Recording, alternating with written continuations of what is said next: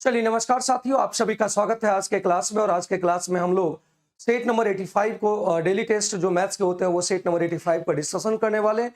तो सभी लोग फटाफट जुड़ जाएंगे। और ये डेली आपकी डिस्कशन होती है, डेली टेस्ट होते हैं, डेली डिस्कशन होता है 40 क्वेश्चन का।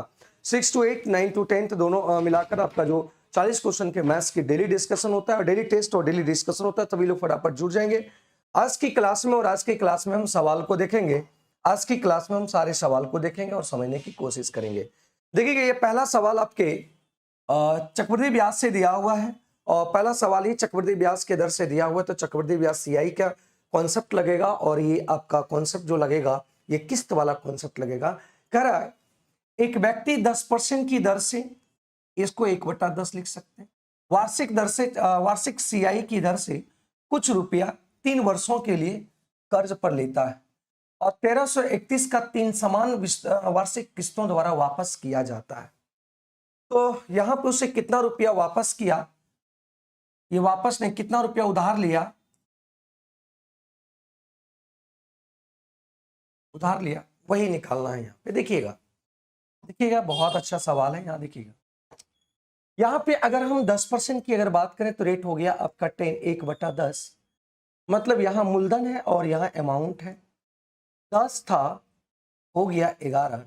जब भी किस्त की बात करती है तो जब भी किस्त की बात करेगा तो हर साल की किस्त आपका समान होता है, याद रखिएगा। हर साल की किस्त जो होते हैं, आप जो किस्त अगर किसी कर्ज का लेते हैं तो वो समान ही भरते हैं। तो यहाँ पे जब भी किस्त की बात आएगा ये 10 स्क्वायर और ये 11 स्क्वायर होगा। फिर 3 साल की अगर बात करेगा तो यहाँ पे आपका हो जाएगा 10 का क्यू और ये आपका 11 का क्यू। यहाँ पे हर साल का जो किस्त होगा वो बराबर होगा, हर साल की किस्त बराबर होगा। यहाँ पे अगर 1331 है तो यहाँ भी 1331 होना चाहिए। यहाँ भी 1331 होने के लिए यहाँ पे 11 मल्टीप्लाई करेंगे, ये भी 1331 होगा। यहाँ भी 1331 होने के लिए 11 का स्क्वायर मल्टीप्लाई करेंगे, ये भी 1331। क्योंकि यहाँ पे जो किस्त देंगे, किस्त का हर साल का किस्त जो होगा वो बराबर होगा, इस बात को ध्यान रखिएगा। हर साल का जो किस्त होगा वो बराबर होगा। तो यहाँ 11 स्क्वायर गुना किए तो यहाँ भी 11 स्क्वायर करेंगे। यहाँ पे 11 मल्टीप्लाई किए तो यहाँ भी 11, और यहाँ कुछ नहीं किए तो नहीं करेंगे, 1 कर दो। अब यहाँ से देखने की बात करते हैं। यहाँ पे अगर गुना करेंगे तो ये आ जाएगा 11 1210। यहाँ पे जब आएगा तो ये आ गया 1100 और यहाँ पे आ गया, ठीक है। जब इसको सॉल्व करेंगे, जब इसको सॉल्व करेंगे, इसको अगर जोड़ेंगे तो यहाँ पे 0 1 3 और ये आ गया 1 1 3, ठीक है, 2 1 3 और 1 1 3। ये मतलब आपको रिटर्न मूलधन, ये आपका मूलधन है। और इधर जब जोड़ेंगे तो यहाँ पे 1 1 2, यहाँ इसका कोई काम भी नहीं है। यहाँ बोला गया है कि 1331 रुपया प्रत्येक किस्त दे रहे हैं और प्रत्येक किस्त 1331 रुपया का 1331 रुपया का 1331 यूनिट का 1331 यूनिट का मतलब 1331 रुपया, 1 यूनिट बराबर 1 रुपया।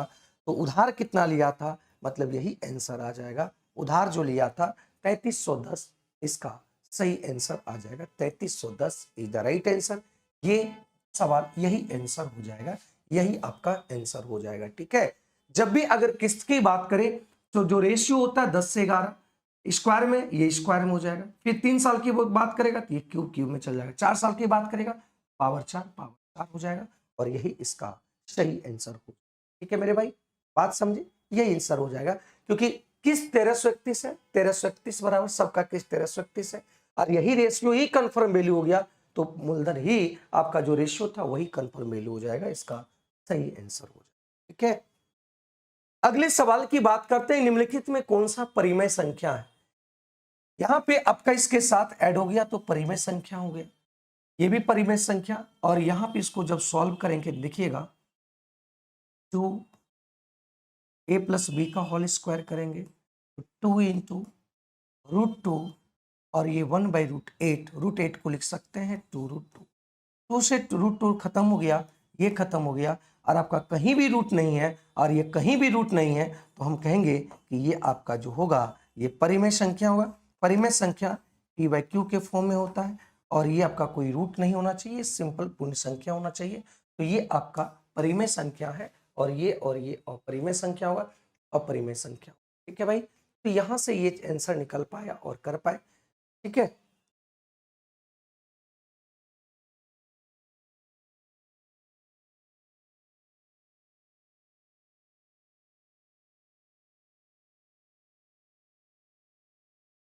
ठीक है।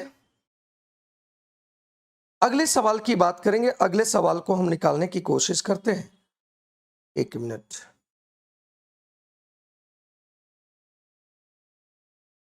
ठीक है, अगले सवाल के 70 नंबर में 102 डिग्री,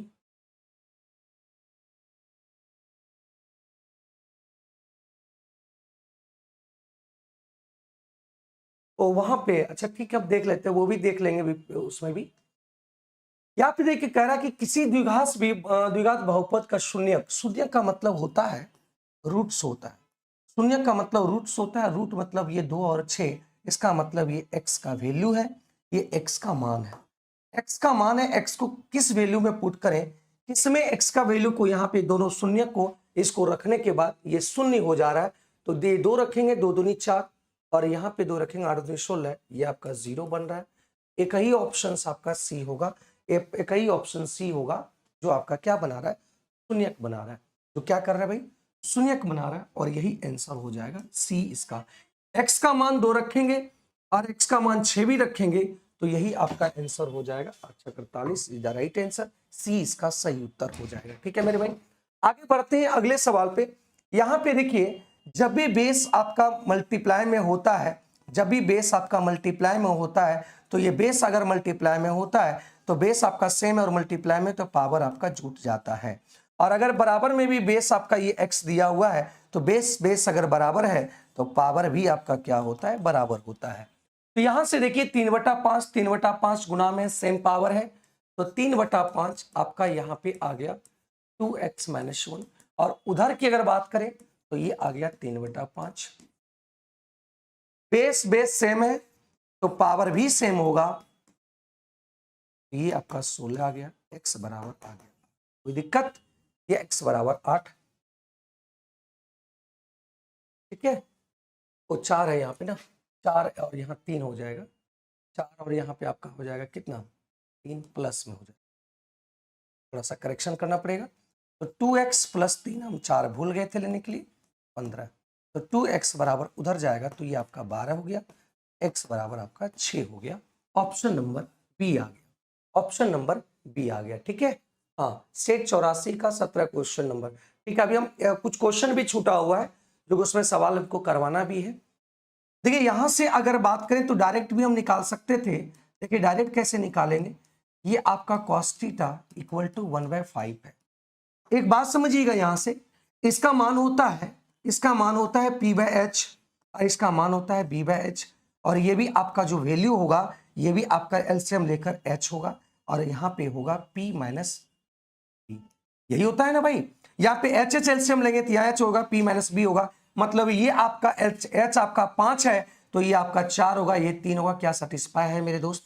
अगर यहाँ पे हाइपोटेन्यूज जैसे ही 5 नजर आ गया, हम समझ गए कि ये 3 4 5 है, और डायरेक्ट यहाँ पे साइन का मान 4/5 और कॉस का मान 3/5, तो यहाँ पे कर देंगे तो आंसर ये आ जाएगा। इसका 4/5 करेंगे और इसको हम 3/5 करेंगे, जोड़ेंगे तो 7/5 आ जाएगा, है ना। यहां से हम लोग देख पाए, नोटिफिकेशन नहीं मिलता, नोटिफिकेशन तो भेज दिए थे मेरे भाई, नोटिफिकेशन ऑन कर लेंगे आकाश कुमार। क्या हम समझ पाए? अगर ये h है, ये h है, तो एलसीएम h आएगा और p - b होगा, और यही आपका देखिए इसी का वैल्यू दिया हुआ है p/h b/h, और ये 1/5, 1/5 तभी आया होगा, मतलब h का मान 5, तो ये तभी आएगा जब ये 4 और 3 रहा होगा, तब आंसर आया होगा। ठीक है मेरे भाई, तो ये B5 का आंसर सी आ गया। तरह के 58 में से सॉरी, एक संख्या को जब 78 से भाग देने पर भागफल 280 और शेषफल 0 होता है, यदि उसी संख्या का 65 से भाग दिया जाए तो शेषफल भी आपका 0 होगा। जैसे देखिएगा, एक संख्या कोई है, ये हम मान लेते हैं भाज्य, भाज्य बराबर होता है भाजक, भाजक आपका है 78 और भागफल आपका है 280 और शेषफल 0। अब बताइए ये आपका संख्या है, यही आपका संख्या है। अब इसको कह रहा है कि 65 से डिवाइड करेंगे, तो 65 से डिवाइड करेंगे तो ये 65 से डिवाइड हो जाएगा पूरी तरह से, मतलब यहाँ पे रिमाइंडर आपका 0 बचेगा, रिमाइंडर 0, ए इसका सही आंसर आ गया। ठीक है, गुड आफ्टरनून जया कुमारी, गुड आफ्टरनून मेरे दोस्त। क्लियर है यहां तक? आर बराबर 0 आ जाएगा। ठीक है दोस्त, आगे बढ़ते हैं अगले सवाल पे, और अगले सवाल को हम लोग देखने की कोशिश करते हैं। कर एक बेलन के आधार की त्रिज्या ऊंचाई का योग 42 है, मतलब यहां पे त्रिज्या और ऊंचाई अगर बात किया जाए तो ये आपका 42 है, और एक बेलन आपका इस तरीके से फिगर होता है बेलन का, ये आपका आर कहलाता है, ये आपका। कह कि बेलन की कुल पृष्ठीय क्षेत्रफल आपका इतना दे रखा है, तो बेलन की कुल पृष्ठीय क्षेत्रफल कितना होता है मेरे भाई? तो बेलन की कुल पृष्ठीय क्षेत्रफल होता है 2 पाई आर और आर प्लस एच, ये दे रखा है कितना। अब एक बात बताइएगा, आर प्लस एच 42 है, तो इसको भी हम 42 कर देते हैं, आर प्लस एच को, क्या कोई दिक्कत है? ये 42 कर दिए, 7 छक 42 और 6 दूनी 12, तो 12 से इसको जब कटाएंगे तो 12 पंचे 60, 12 दूनी 24, 24 और 3 12 अठी 96, ये 8 बार कट जाए। तो आर से अगर हम काटने की कोशिश करते हैं तो ये 22 से अगर काटता है तो 22 दूनी 44, और 44 और 8 22 चौका, तो ये आपका आ गया कितना? 24, है ना। तो यहां पे आर बराबर अगर 24 आया है तो एच बराबर कितना आ गया? 18 आ गया। तो निकालना क्या है? बेलन के वक्र पृष्ठीय क्षेत्रफल क्या होगा? तो बेलन का जो वक्र पृष्ठीय क्षेत्रफल होता है CSA, तो CSA वक्र पृष्ठीय क्षेत्रफल होता है 2 पाई आर और एच। ठीक है, ठीक है, 18 दूनी 36, और यहां पे आ जाएगा 22 चौका 88, 8 22 दूनी 44, 44 8 आ जाएगा कितना? कितना गुना होगा? ठीक है, अगर इसको जब सॉल्व करेंगे, इसको जब सॉल्व करेंगे तो आपके पास आंसर आ जाएगा 2715, इसका ये सही आंसर हो जाएगा। देख लीजिएगा, तो ये 2715 इतना मीटर स्क्वायर का इसका सही आंसर आ गया। ठीक है, नमस्कार अशोक, चलिए बहुत बढ़िया, आप लोग आंसर भी देते जाएंगे इसका। तो ये इसका आंसर आ गया इतना, बहुत बेहतरीन तरीके से सॉल्यूशन हुआ। आगे बढ़ते हैं अगले सवाल पे, और अगले सवाल को हम लोग देखने की कोशिश करते हैं।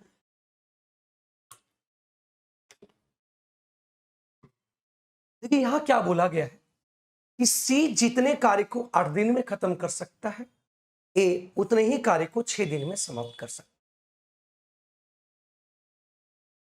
यहां पे ए, बी और सी का रेशियो निकाल लो। सी जितने दिन में कार्य करेगा, ये 8 दिन में कार्य करेगा, तो ये 6 दिन में कार्य करेगा। मतलब हम यहां से रेशियो निकाल सकते हैं कि ये 8 दिन में काम किया और वे 6 दिन में काम किया, तो इसका दिन का रेशियो हो जाएगा ये 3:4 हो जाएगा। ठीक है, फिर बोला कि सी जितने दिन में कार्य को 4 दिन में करेगा, बी उतने ही कार्य को 6 दिन में करेगा, तो ये 2 और ये 3 का रेशियो हो जाएगा। सी आपका 2 रेशियो हो जाएगा, और इसका रेशियो हो जाएगा बी का कितना? ये 3 हो जाएगा। तो यहां सी 4 है, यहां पे 2 है, सी एक ही रेशियो में अलग अलग मान है, एक ही रेशियो में अलग अलग मान है, तो इसको हम 2 कर देंगे। देखिए ये बराबर हो गया, मतलब यहां 2 करेंगे तो ए का मान आ गया कितना? या कुछ गुणा करेंगे या ना करेंगे कोई फर्क नहीं पड़ता, तो ये 3 आ गया, और 3 दूनी 6, और ये आपका 4 का आ गया। दिक्कत यहां तक देख लो, देख लो मेरे भाई। अब आगे देखो यहां से क्या बोला गया, हम लोग रेशियो निकाल लिए, ए बी सी का रेशियो निकाल लिए। पहले ए और सी का रेशियो दिया था, बी और सी का, ए से एक साथ करने के लिए सी यहाँ पे कॉम्बिनेशन दिया हुआ है, सी को हम लोग इक्वल किए, यहाँ 2 गुना किए, तो यहाँ भी 2 गुना किए, यहाँ एक कुछ गुना, एक गुना करे या ना करे कोई फर्क नहीं पड़ता, तो 3:6:4 रेशियो आ गया। ये आपका किसका आ गया? डेज का आ गया, समय का आ गया। अब देखिए क्या बोला गया है, यदि एक कार्य को ए खत्म 54 दिन में करता है, तो बी उसी कार्य को कितने दिन में करेगा? तो कौन कर रहा है भाई? ए एक कार्य को 54 दिन में करता है, तो ए देखिए यहां कितना दिन में कर रहा है? 3 दिन में, तो ये 54 दिन में कर रहा है, तो 3, और यहां पे अगर का बात करें कि बी कितना दिन में खत्म करेगा, इसको 2 से काट दिए, और ये आपका आ गया 108 डेज। यही आंसर आ जाएगा option number A. Option number ए। हाँ, बम बम का आ रहा है, डियर जेंट्स बॉयज का आ रहा है, बहुत बढ़िया। इसका 108 इसका सही आंसर आ गया भाई। आगे बढ़ते हैं अगले सवाल पे। अगले सवाल को समझते हैं और समझने की कोशिश करते हैं। देखिएगा यहां पे आपको पूछ रहा है, सब देखिए, सब जो पूछ रहा है सब साइन में है और जो दिया है वो कॉस में है। सब साइन में दिया है और कॉस में, तो कॉस को चेंज करना पड़ेगा सबसे पहले साइन में। तो सबसे पहले साइन में चेंज करने के लिए देखिएगा क्या करना पड़ेगा, इस बात को समझिएगा।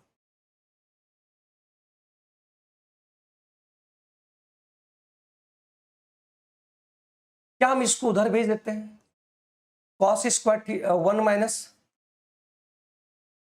कॉस स्क्वायर थीटा को उधर भेज दिए।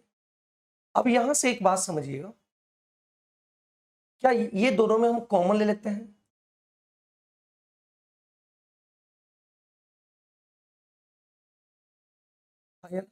ये दोनों में कॉमन ले लिए। यहां तक किसी को दिक्कत हुआ तो बताना मेरे भाई। ये दोनों को हम कॉमन ले लिए, ये दोनों में कॉमन ले लिए, तो यहां पे आपका देखिए आ गया क्या, साइन स्क्वायर थीटा। अब यहां से देखिए, इसको भी साइन में चेंज करना है, इसको भी साइन में चेंज करना है, इसको ही नहीं डायरेक्ट नहीं लिखना है क्योंकि और भी वैल्यू हमको चाहिए। तो देखिए क्या करना पड़ेगा, कॉस को क्या कर दो, हम लिख सकते हैं, देखिएगा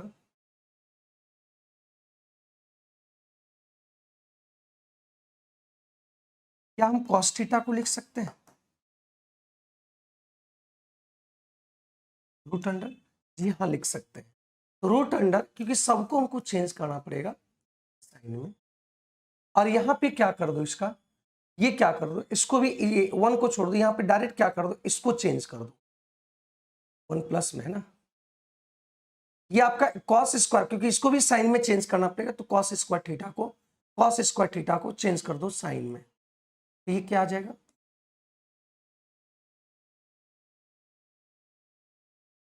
1 माइनस साइन स्क्वायर। ये 1 1 आपका कितना हो जाएगा, 1 1 कितना हो जाएगा, ये 1 1 हो जाएगा आपका। अब हम क्या करते हैं, दोनों को बोथ साइड्स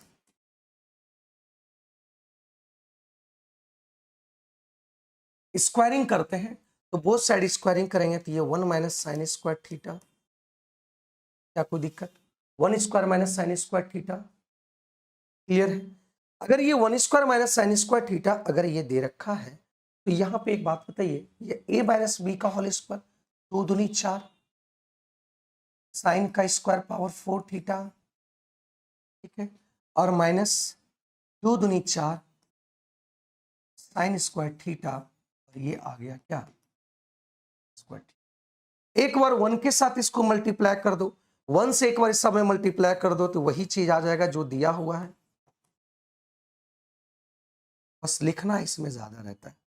अब ये माइनस साइन स्क्वायर से करेंगे तो -4 साइन स्क्वायर थीटा, और माइनस प्लस माइनस साइन गुणा हो जाएगा तो पावर जुट जाएगा 6 हो जाएगा, minus minus plus sine square यहाँ है और स्क्वायर यहाँ है तो जुट जाएगा तो पावर 4 थीटा, और ये आ गया। अब आपको क्या चाहिए, इस चीज को ध्यान देना है, चाहिए हमको साइन पावर 6 थीटा, तो यहां पे हम 6 थीटा लिख दिए, ठीक है, माइनस में। फिर चाहिए -4 साइन पर पावर थीटा, माइनस में, तो ये आपका +4, और हमको चाहिए फिर 8 sine square theta, 8 sine square theta चाहिए, तो यहां से देखिएगा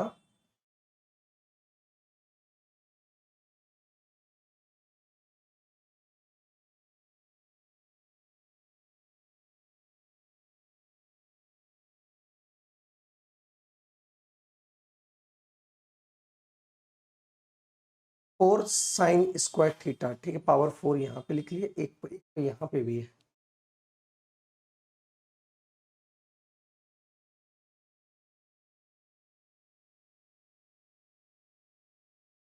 बाईपास मेथड इसमें काम नहीं करेगा भाई, बाईपास मेथड, ओ यहाँ पे भी पावर 4 होगा ना, और यहाँ भी पावर 4 होगा क्योंकि बोथ साइड स्क्वायरिंग किए, बाईपास मेथड इसमें काम नहीं करेगा, आपको इसको करना ही पड़ेगा, दूसरा कोई उपाय नहीं है। तो यहाँ पे 4 आ गया। अब ये स्क्वायर वाला और स्क्वायर वाला तो ये आपका अगर माइनस आ गया 8 साइन स्क्वायर थीटा, ठीक है। ये वाला आपका ले लिए, ये सारे ले लिए, यहाँ पे 4 बचा है, तो यहाँ 4 बचा, तो इसका वैल्यू क्या हो जाएगा, उधर जाके -4 हो जाएगा। अब सभी जगह आपको गुणा कर देना है, अब सभी जगह गुणा कर देना है, किसमें, सभी गुणा कर देना है, प्लस माइनस से गुणा कर देना है। तो माइनस से जब गुणा करें ये तो प्लस हो जाएगा, ये आपका माइनस हो जाएगा, ये प्लस हो जाएगा और ये प्लस हो जाएगा। मतलब यहाँ के पूरा के वैल्यू दे रखा है आपका, ये पूरा का वैल्यू दे रखा है, ये पूरा का पूरा वैल्यू दे रखा है कितना, 4 दिया हुआ है, तो ये पूरा 4 रखेंगे, इधर से 3 रखेंगे, तो ये आंसर हो गया 7, सही सेट, ठीक है। तो देवेश सिन्हा, आपको इसमें, देवाशीष सिन्हा, इसमें आपको याद रखना पड़ेगा कि ये टर्म अगर दिया रहेगा तो ये पूरे टर्म का मान आपका 4 ही आएगा, चाहे कुछ भी हो जाए। यहाँ पे जो साइड में होगा ये पूरे का मान 4 ही आएगा, ये चीज आपको याद रखना पड़ेगा। आपका काम है प्रैक्टिस करने, आपको याद रखना पड़ेगा और इधर जोड़ देना है। ये पूरे की वैल्यू 4 आएगा, यहाँ कॉस में होगा तो ये साइन में दिया गया, साइन में होगा तो ये कॉस में रहेगा, ठीक है।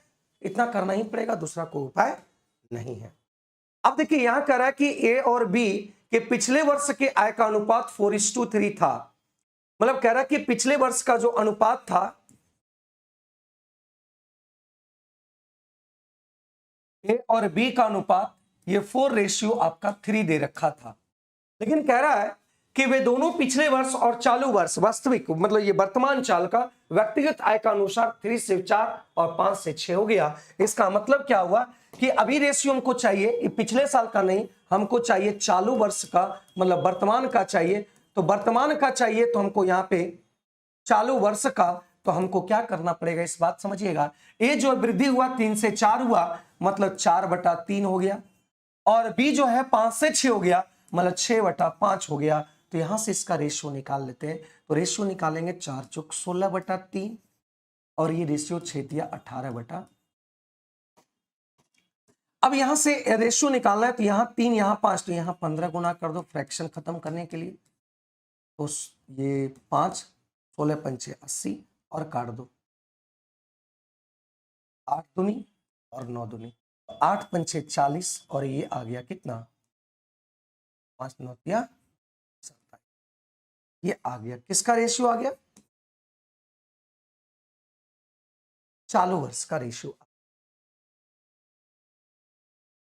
अब समझिए चालू वर्ष का रेशियो आ गया। यदि चालू वर्ष के लिए उनकी आय का लाख इतना लाख है, चालू वर्ष में इसकी अगर आय की बात किया जाए, तो आय बात किया जाए तो ये आपका जो दिया है ये आपका 804 लाख है। मतलब हम इसमें कह सकते हैं 80 40,000 इकाई दाई सैकड़ा हजार 10,000 लाख, इकाई दाई सैकड़ा हजार 10,000 लाख, 8 लाख 7। ये टोटल इनकम, मतलब ए और बी का टोटल इनकम इतना है, तो यहाँ पे आपका 67 यूनिट बराबर इतना है। निकालना किसका है, बी की पिछली वर्ष का इनकम कितना था, तो बी का निकाल लो इस बार का इनकम कितना है ना, बी का इनकम इस बार का निकाल लो। तो बी का इनकम इस बार का आप निकाल लिए, तो बी का इनकम इस बार का इनकम आ गया कितना, है ना। तो बी का इनकम इस बार का निकाल लिए, तो ये आ गया आपका, काट देंगे इसको, कितना बार में कट जाएगा देख लो तो,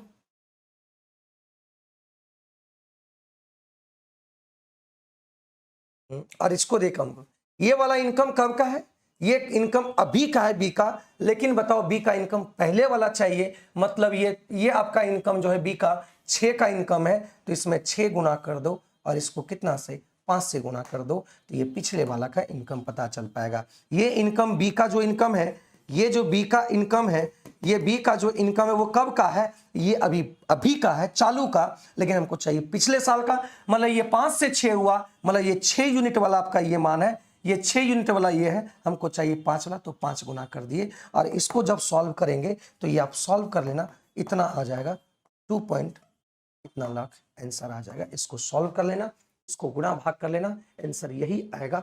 2.7 lakh is the right answer, 2.7 lakh इसका सही उत्तर आ जाएगा। ठीक है मेरे भाई, क्लियर है यहां तक, बात समझे कि नहीं, यहां तक कोई प्रॉब्लम अगर है तो बताना, यहाँ पे बोलो।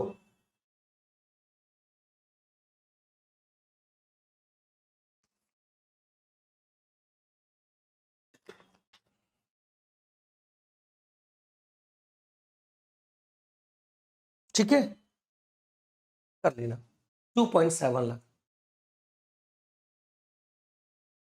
अरे भाई जया, यहां पे देखो जया, यहां से क्या हुआ 3 से 4 हुआ, मतलब ये 3 से 4 बढ़ गया, तो 4 बढ़ा वाला लिखना पड़ेगा, 3/4, 4/3 बढ़ गया, तो इसलिए वहां पे लिखेंगे।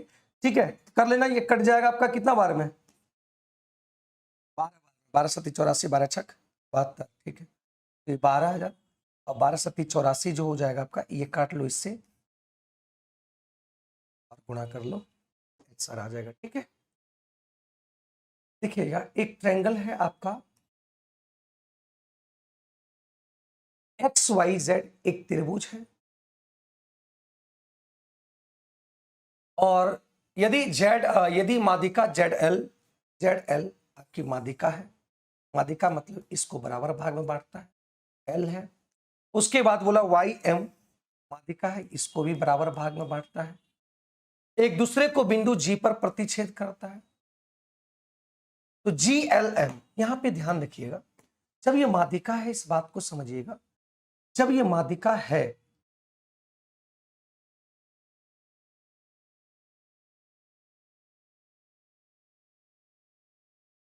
देखिए ये वाला जो ट्रायंगल है,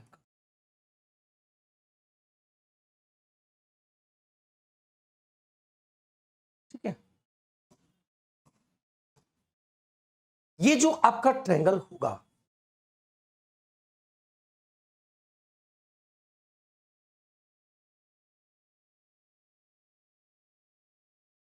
अगर हम यहां से इसको मिला देते हैं,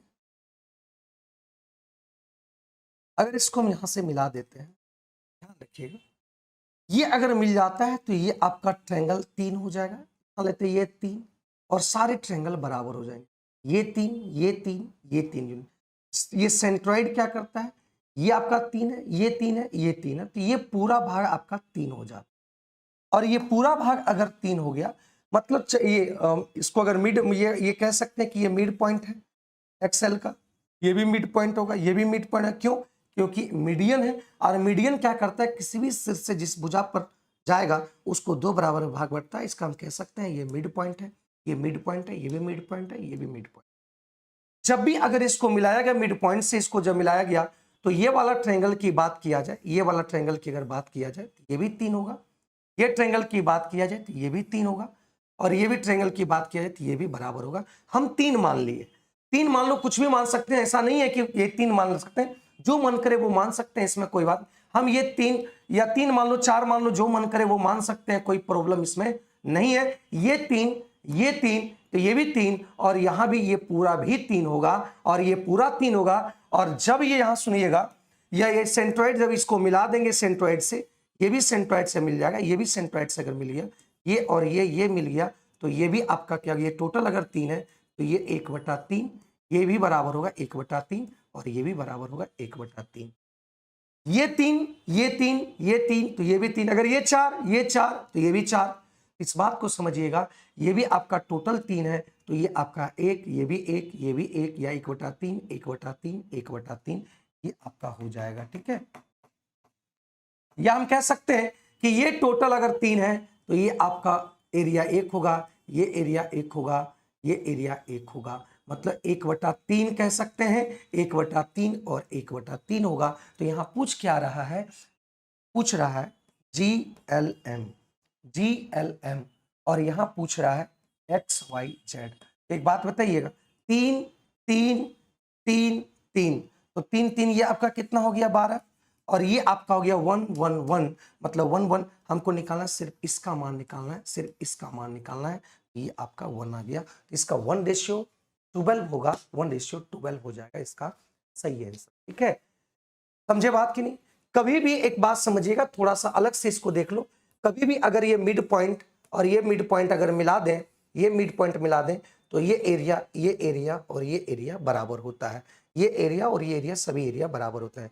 अगर ये यहां से बात समझे कि ये मिड पॉइंट को यहां से मिला दिया गया है, अब जो ट्रायंगल ये वाला ट्रायंगल बना, अब ये ट्रायंगल जो बनेगा, ये ट्रायंगल जो होगा, ये वाला जो एरिया होगा, ये पूरे ट्रायंगल का कितना होगा, 1/12 भाग होगा पूरे ट्रायंगल का। ये भी आपका कितना होगा, पूरे ट्रायंगल का 1/12 भाग होगा। ये भी आपका जो होगा, ये भी कितना होगा, 1/12 12वां भाग होगा पूरे ट्रायंगल का। बात समझे कि नहीं? तो 1:12 आ जाएगा इसका सही आंसर। ठीक है मेरे दोस्त। आगे कह रहा है कि विवाह के समय एक पति और उसकी पत्नी की आयु, पत्नी की औसत आयु 25 वर्ष है। वाइफ प्लस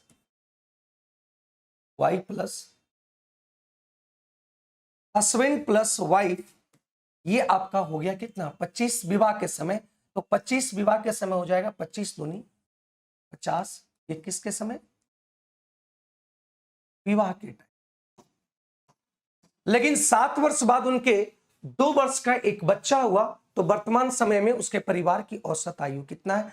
7 वर्ष बाद की अगर बात करेंगे तो 7 वर्ष बाद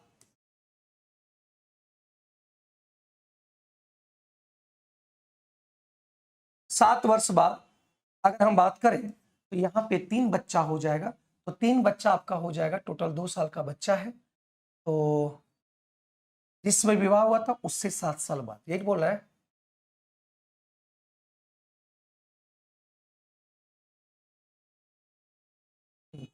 तो यहां से एक बात समझिएगा, 7 साल बाद की अगर बात किया गया है तो 50 गुणा 7 साल बाद, तो 50 प्लस आपका 7 दूनी 14 और 2 साल का ये बच्चा है। तो टोटल हो जाएगा 50 14 64 और 2 66, प्लस 7 साल बाद अभी 66 हो जाएगा। तो वर्तमान समय वही 7 साल बाद बोला, वर्तमान समय इसकी औसत आयु कितना होगा? तो यहाँ पे संख्या कितना हो गया? संख्या देखिए, बच्चा भी है, यहाँ पे बच्चा भी हो गया, और यहाँ पे पति भी है, और वाइफ भी है, पत्नी भी है। तो टोटल आदमी आ गया 3। तो 66 को किस से डिवाइड कर दो? 3 से डिवाइड कर दो। 7 साल बाद मतलब अभी की बात किया गया है। ये आपका आ गया कितना? 22 वर्ष इसका औसत आयु, या 22 वर्ष इसका औसत आयु, या ऑप्शन नंबर ए आ गया इसका सही आंसर। याद रखिएगा कितना आंसर आ गया? विवाह के 7 साल बाद। ठीक है, विवाह के 7 साल बाद इसका एज आ गया 66 साल। मेरा ए मान लेते हैं मेरा शादी पहले 7 साल पहले हुआ था, तो उस समय दोनों का एज 50 साल था, और 7 साल बाद एक बच्चा भी 2 साल का है, तो दोनों मिलकर यहाँ 50 और 14 वहां से बढ़ेगा, पत्नी का भी और पति का भी +2 कर देंगे, 66 साल आ जाएगा। और 66 साल को डिवाइड कर देंगे, संख्या कितना है? 3 है, 3 से इसको डिवाइड कर देंगे तो एवरेज निकल जाएगा। ठीक है, ये सवाल में थोड़ा सा समय लगेगा, इसमें देखिएगा, समझने की कोशिश करते हैं।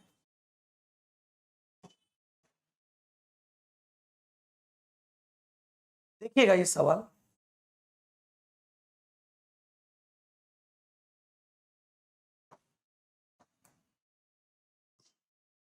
ये दिया हुआ है ए और बी और सी और डी, ये आपका डायगोनल है, और ये आपका देखिएगा इस तरीके से बनाया गया है।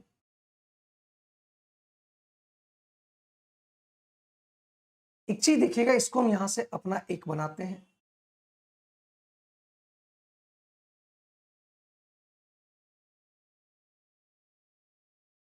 ये मान लेते हैं आपका ए दिया, और ऊपर ये प्रतिच्छेद कर। तो यहां पे देखिएगा ए बी सी और ई एक आपका समलम चतुर्भुज ऐसा लग रहा है, समलम चतुर्भुज बन जाएगा। और ये समलम चतुर्भुज बन गया, ये समलम चतुर्भुज बन गया। तो याद रखिएगा समलम चतुर्भुज में क्या होता है, कह रहा है कि इसका एरिया दिया हुआ है 1 और इसका एरिया 4 दे रखा है, क्वेश्चन में आपका 1 और 4 दे रखा है। और ये आपका क्या कर रहा है, BO ये 90 डिग्री है। ठीक है, BO ए पर 90 डिग्री, ठीक है। अब कह रहा है आयत का परिमाप क्या हुआ, इसमें देखिए बहुत सारी चीजों को देखना पड़ेगा, इस बात को थोड़ा सा ध्यान देंगे। ठीक है, किसी भी समलम चतुर्भुज में अगर बात करते हैं, नॉन पैरेलल लाइन जो होता है, नॉन पैरेलल लाइन जो होता है, नॉन पैरेलल लाइन जो होता है, अगर मान ली यहां से इसको बना दिए और इसको बना दिए, तो नॉन पैरेलल लाइन ये वाला और ये वाला ट्रायंगल आपके इक्वल होंगे, और ये समानांतर और ये भी समानांतर होंगे। ठीक है, ये आपका दोनों समांतर और ये समांतर होता है, ये एंगल और ये ट्रायंगल और ये ट्रायंगल बराबर होंगे। जब ये 4 होगा तो ये भी 4 होगा, ये 4 होगा तो ये भी आपका क्या होगा, 4 होगा। ठीक है मेरे भाई, बात समझे कि नहीं? अगर ये 4 होगा तो ये 4 होगा, ये अगर 4 है तो ये भी 4 होगा, क्योंकि हम बोले ये और ये आपका बराबर होता है। ठीक है, जब ये और ये बराबर होता है तो ये चीज आप समझ पाए। ठीक है, तो ये और ये बराबर होता है तो ये चीजों को आप समझ पाए कि ये आपका 4। ठीक है, अब देखिए बात समझिएगा, अब देखिएगा यहां से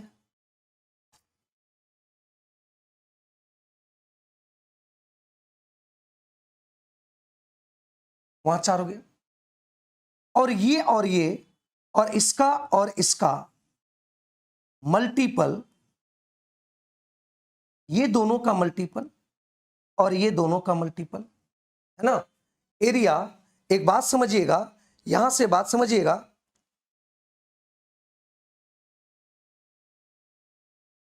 ठीक है,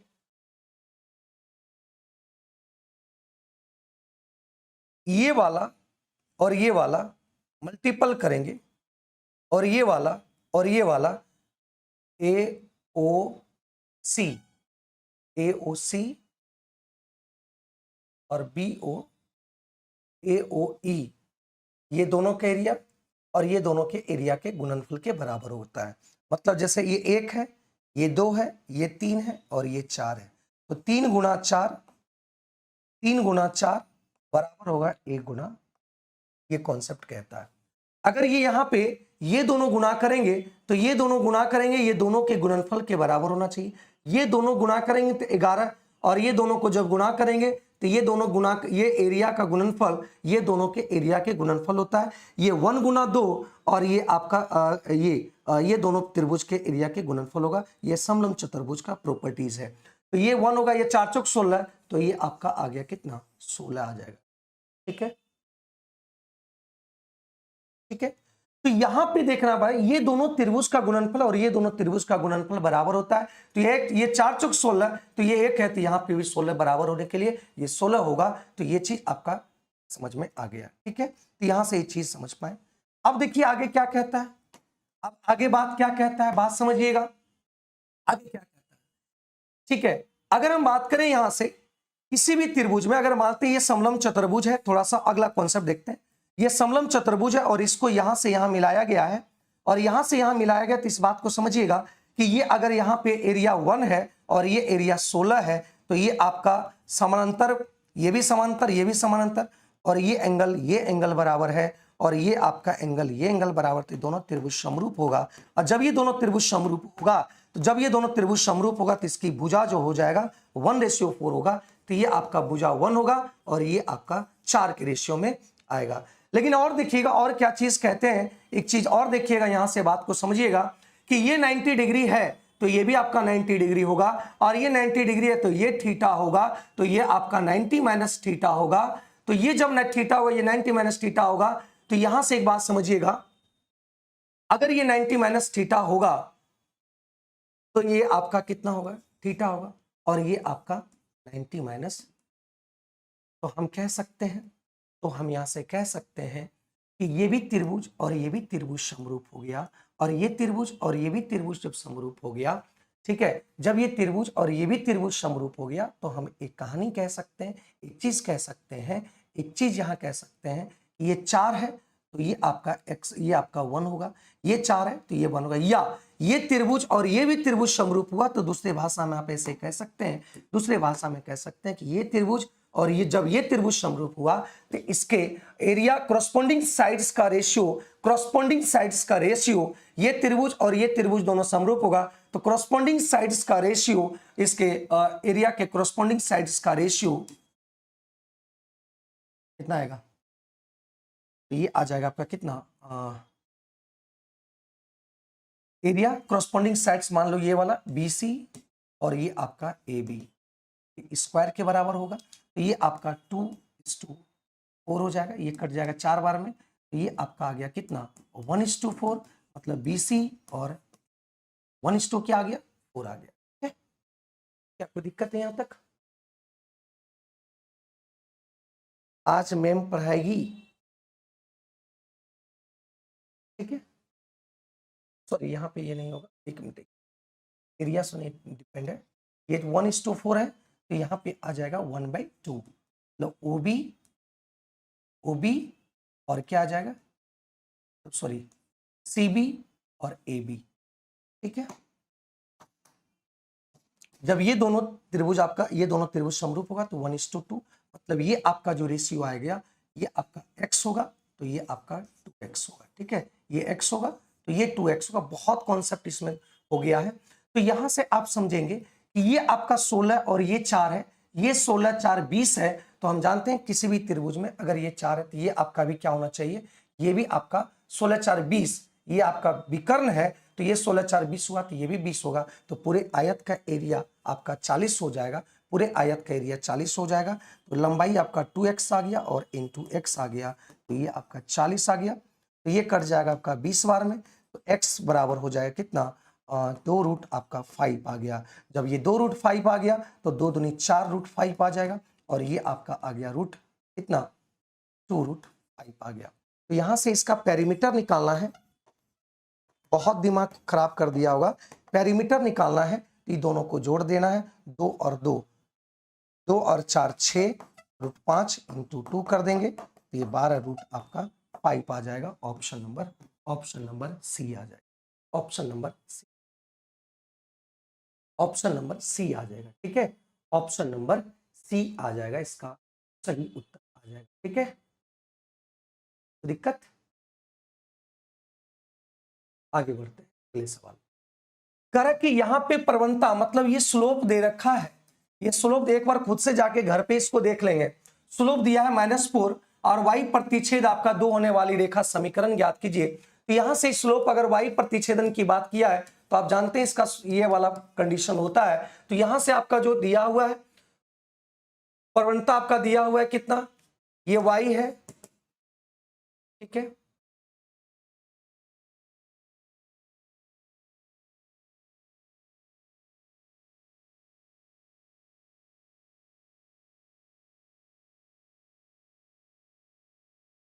इंटरसेक्शन पॉइंट स्लोप दिया हुआ -4, तो अगर प्रतिच्छेदन ये दिया हुआ है, ठीक है, तो -4 दिया हुआ है, नहीं इसमें ये वाला काम हम लोग घर पर, आप लोग तुक्का लगाए हैं, ठीक है, तुक्का लगाए तो बहुत बढ़िया। चलिए यहाँ देखिए कंडीशन लगेगा, हमको इक्वेशन निकालना, तो इक्वेशन निकालना है। देखिए यहाँ इक्वेशन ये आएगा, थोड़ा सा कठिन था समझना, देखो बहुत थोड़ा सा ये था। अगर हम यहाँ से बताएं इक्वेशन निकालना है तो ये आपका y माइनस y1 और m इंटू एक्स और x1 होता है, ठीक है। अब यहां से एक बात से y माइनस y1 और equal to m into x ये दिया हुआ है, तो आपको देखिए m दे रखा है कितना, m दे रखा है। जब ये y पर प्रतिच्छेद कर रहा है तो y प्रतिच्छेद कर रहा है, तो यहां जब y प्रतिच्छेदन हो रहा है, y इंटरसेक्ट हो रहा है,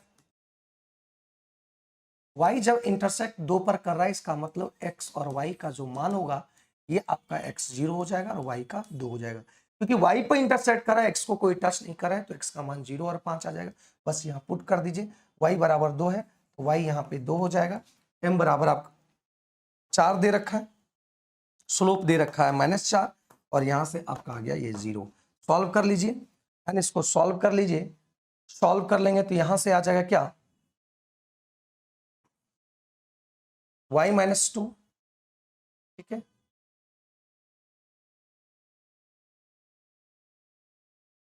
x, यहां से एक बात समझिएगा, ये 4x प्लस वाई और ये -2 उधर जाके ये आपका उधर जाएगा, 4x ले आए तो ये 2 आ गया, ठीक है। अगर यहाँ से 2 से डिवाइड करें तो ये आपका 2x और ये y/2 और ये 1 आ गया। तो इक्वेशन आपका ये आ गया, बी आ गया, बी इसका सही आंसर। पीडीएफ के लिए आपको परचेज करना पड़ेगा भाई, पीडीएफ के लिए आपको परचेज करना ही पड़ेगा, इस बात को ध्यान रखना, ठीक है। दी गई आकृति में त्रिभुज PQR ओ पर एक समकोण त्रिभुज है, ओ पर समकोण त्रिभुज है। अब PQ 35 है और PS जो है 31। तो यहां दे रखा है, आकृति आपको दे रखा है, यहां ध्यान रखिएगा, ये आपका दिया हुआ है 35 और ये 21 और ये आपका क्या है, परपेंडिकुलर है। तो यहां देखते हैं ये तीन का रेशियो, ये 5 का रेशियो, ये परपेंडिकुलर सामने वाला है 3 4 4 तिया 12। तो यहां से देख रहे हैं 7 का 7 चौक 28, मतलब ये वाला आपका आ गया 28।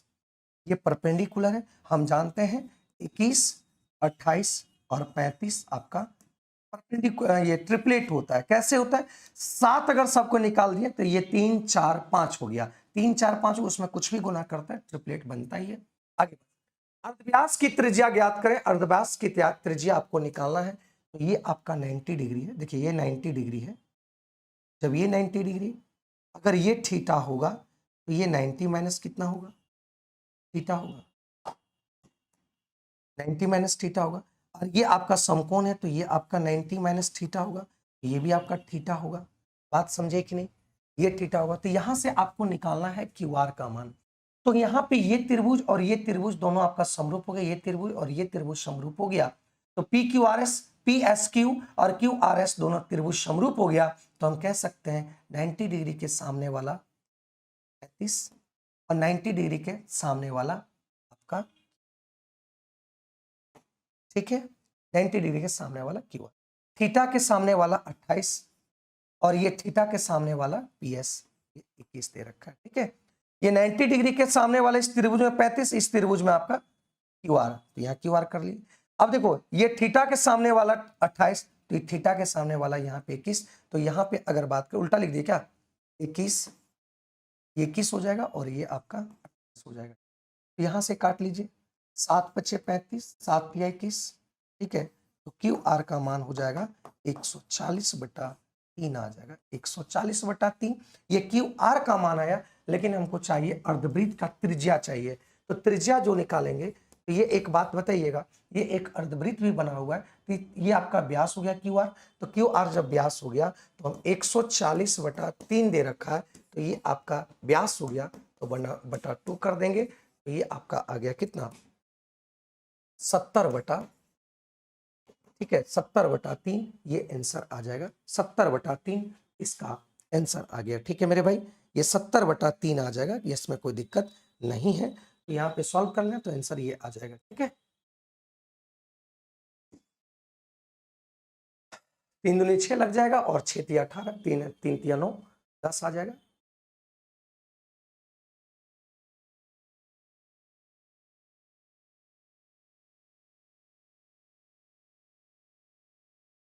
चलिए इतना आंसर आ गया, ठीक है। एक बैच आपका बाजार समिति में स्टार्ट हुआ, एक बैच आपका बाजार समिति में स्टार्ट हुआ है, जो आपका ऑफलाइन, पूरी तरह से ऑफलाइन है, ठीक है।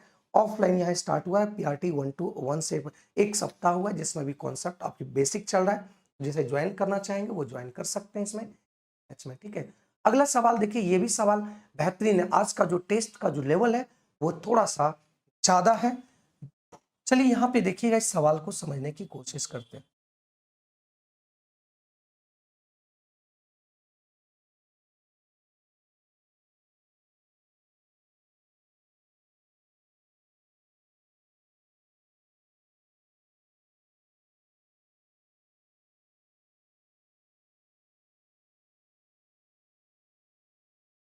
अब देखो यहाँ क्या हुआ है, ये आपके 30 32 40 के माप वाले घनाभ के 4 एक समान शंकुओं से प्रकार का काटा गया है। मतलब यहां से आपका यहाँ क्या, यहां से काटा गया, फिर यहां से क्या हुआ, इस तरीके से काटा गया, यहां से क्या हुआ, इस तरीके से काटा गया है, और इधर से भी आपका इस तरीके से काटा गया। यहां से काट के निकाल लिया, तो हर सतह पर क्या हुआ होगा, हर सतह पर आपका क्या हुआ, गड्ढा हुआ होगा। हर सतह पर पीछे से इधर से हर सतह पर क्या हुआ होगा, गड्ढा हुआ होगा। और गड्ढा किस तरीके से हुआ होगा, गड्ढा जो हुआ होगा वो आपका कोन कोन टाइप का होगा, कोन टाइप का होगा। यहां से इस बात को समझिएगा। करा कि आधार के घनाभ के सतह पर स्थित है, जिनकी त्रिज्या आपका 10.5 सेंटीमीटर, ऊंचाई दे रखा है इतना। तो शेष बचे ठोस के कुल आयतन क्या होंगे, कुल क्षेत्रफल क्या होगा। तो अगर ये घनाभ की क्षेत्रफल की पहले बात करें, तो घनाभ का क्षेत्रफल आ जाएगा 2 × 32 तिया 96 960 प्लस 32 गुना 4 करेंगे तो 64 128 1280 और प्लस 4 तिया 12 और ये 1200। तो पहले इसका एरिया निकाल लिए, तो इसका एरिया आ जाएगा आपका 1200 1200 2400 और 2400, तो यहाँ पे आपका आ जाएगा, देख लीजिएगा इतना ही आएगा, ये इतना आ गया, मतलब इतना आ गया आपका इसका एरिया, घनाभ का एरिया आ गया। और जब ये घनाभ की एरिया आ गया मेरे भाई, देखिएगा जब ये घनाभ की एरिया आ गया, अब देखो यहां से क्या होगा, अब देखो यहां से क्या होगा, क्या क्या घटेगा और क्या क्या निकलेगा, इस बात को समझिएगा। यहां से आपका जो सतह हुआ होगा, एक बात समझिएगा,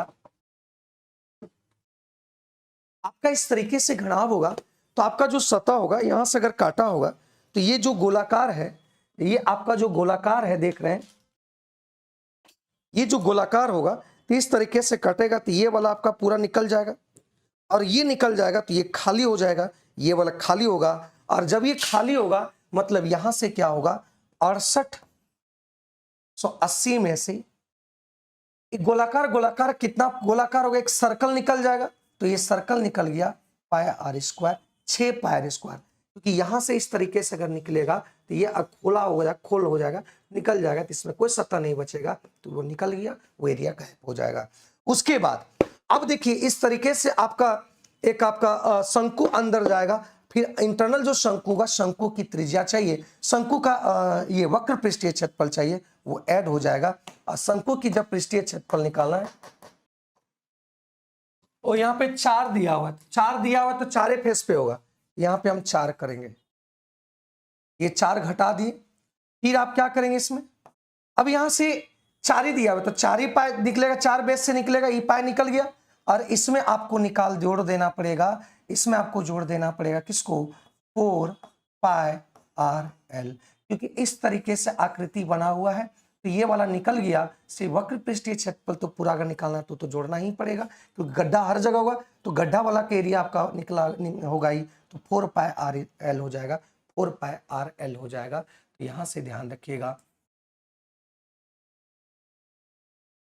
ठीक है, तो ये आपका 14 ऊंचाई दिया हुआ है, कितना 14, और त्रिज्या दिया हुआ है 10.52, ठीक है, तो यहां से पॉइंट हटाएंगे, 0 देंगे, तो 21 पंचे और 4 पंचे, ठीक है, 21 पचे और 4 पंचे, तो यहां से आप देख लो यहाँ पे क्या क्या कॉमन ले सकते हैं, ये आपको सॉल्व खुद करना पड़ेगा, तो 4 4 यहां से कॉमन ले लिए, ठीक है, 4 यहां से कॉमन ले लिए, और 22/7 भी यहां से कॉमन ले लिए, एक आर का वैल्यू दिया हुआ है, आर कहां दिया हुआ है, आर कहां दिया हुआ है, आर आपका 10.5,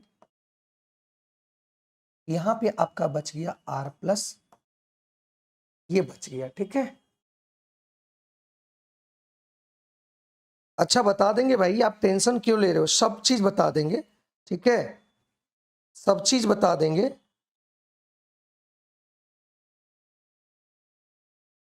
ठीक है ना।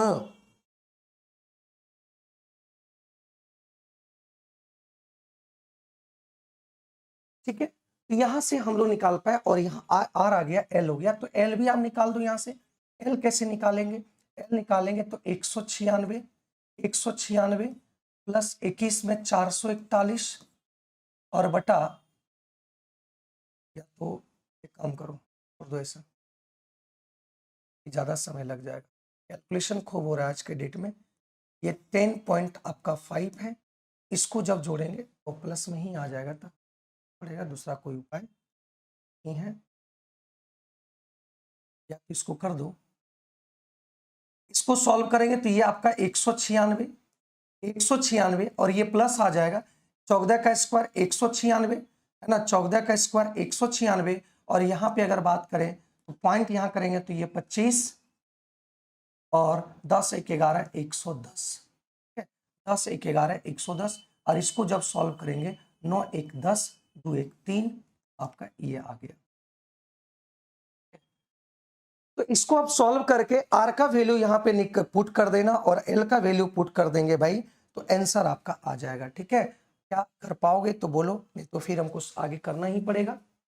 एल का मान 17.5 आ गया, चलिए 17.5 आ गया एल का मान, तो यहाँ पे आप क्या करेंगे, इसको पुट कर दो, यहाँ से एल का मान आपका 17.5 पुट कर दो, आर का मान यहाँ पे पुट कर दो, ठीक है। आर का मान आपका 10 पॉइंट, और इसको जब सॉल्व कर देंगे तो सॉल्व करने के बाद इसका आंसर आपका ये आ जाएगा, ठीक है। ये आ जाएगा, आप कर लेना, ठीक है मेरे भाई। अब इसको कर लेना, ठीक है मेरे दोस्त, ये आप कर लेना।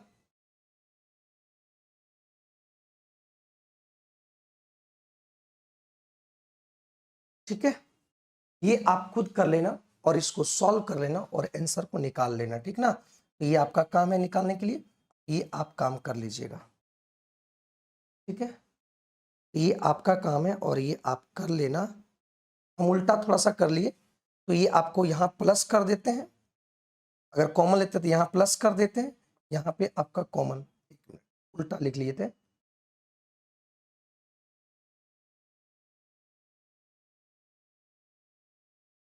उल्टा लिख लिए थे, 4 पाई आर एल और 4 पाई आर स्क्वायर, इसको घटाना है, ठीक है।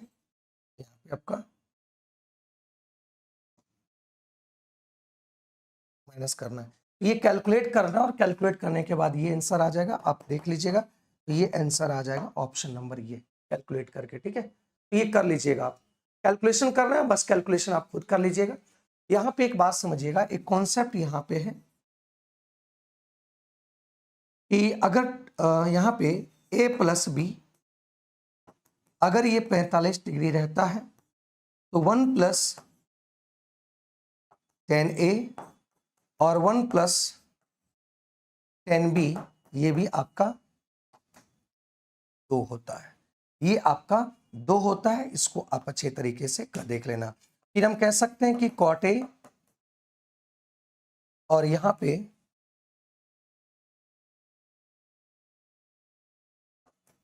ये भी आपका 2 होता है, ठीक है। तो यहां से जैसे ही देख लिए 1 प्लस 10a 1 प्लस 10b अगर 2 है तो हम कह सकते हैं a प्लस बी जो होगा वो 45 डिग्री होगा, ठीक है। या ऐसे भी कह सकते हैं कि यहाँ पे a बराबर 45 रख दो और b बराबर 0 रख दो, तो भी सेटिस्फाई हो जाएगा, क्योंकि 10 45 0, 10 45 आपका हो जाएगा कितना, 10 45 हो जाएगा 1 1 1 2, और 10 0 बराबर 0, तो 2 इंटू 1 2 सेटिस्फाई हो गया।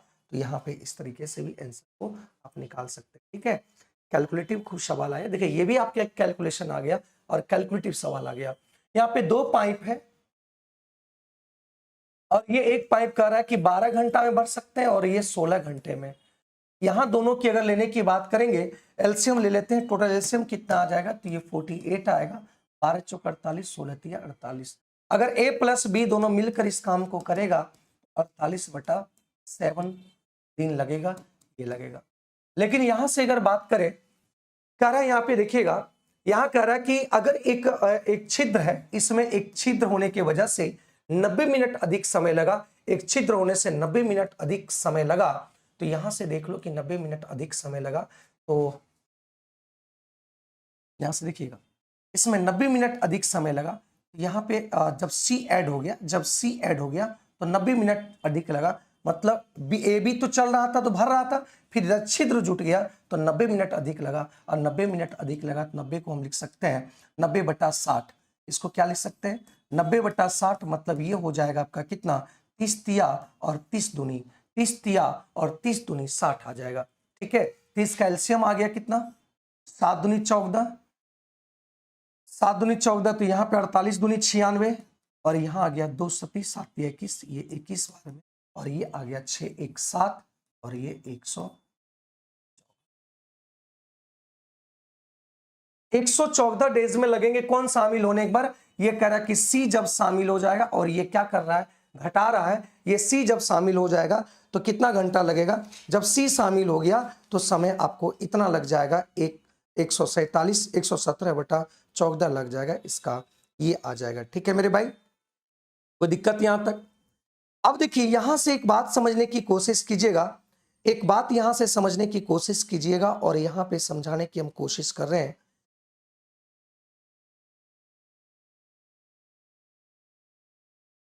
ठीक है, अब देखिए यहां समझाने की हम कोशिश करें, देखिए यहां क्या कर रहे हैं।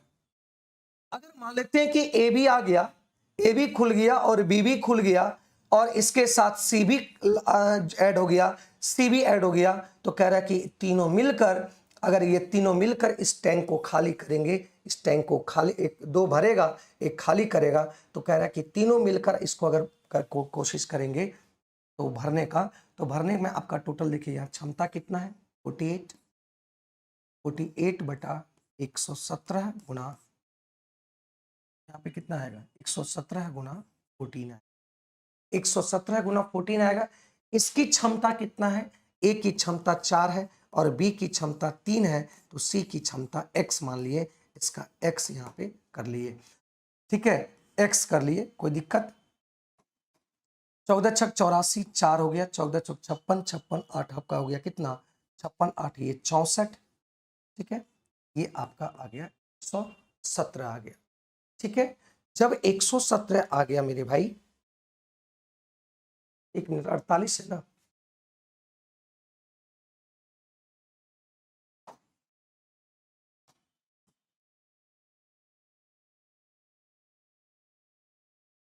ये आ गया इतना। अब देखिए यहां से 4 3 7 x बराबर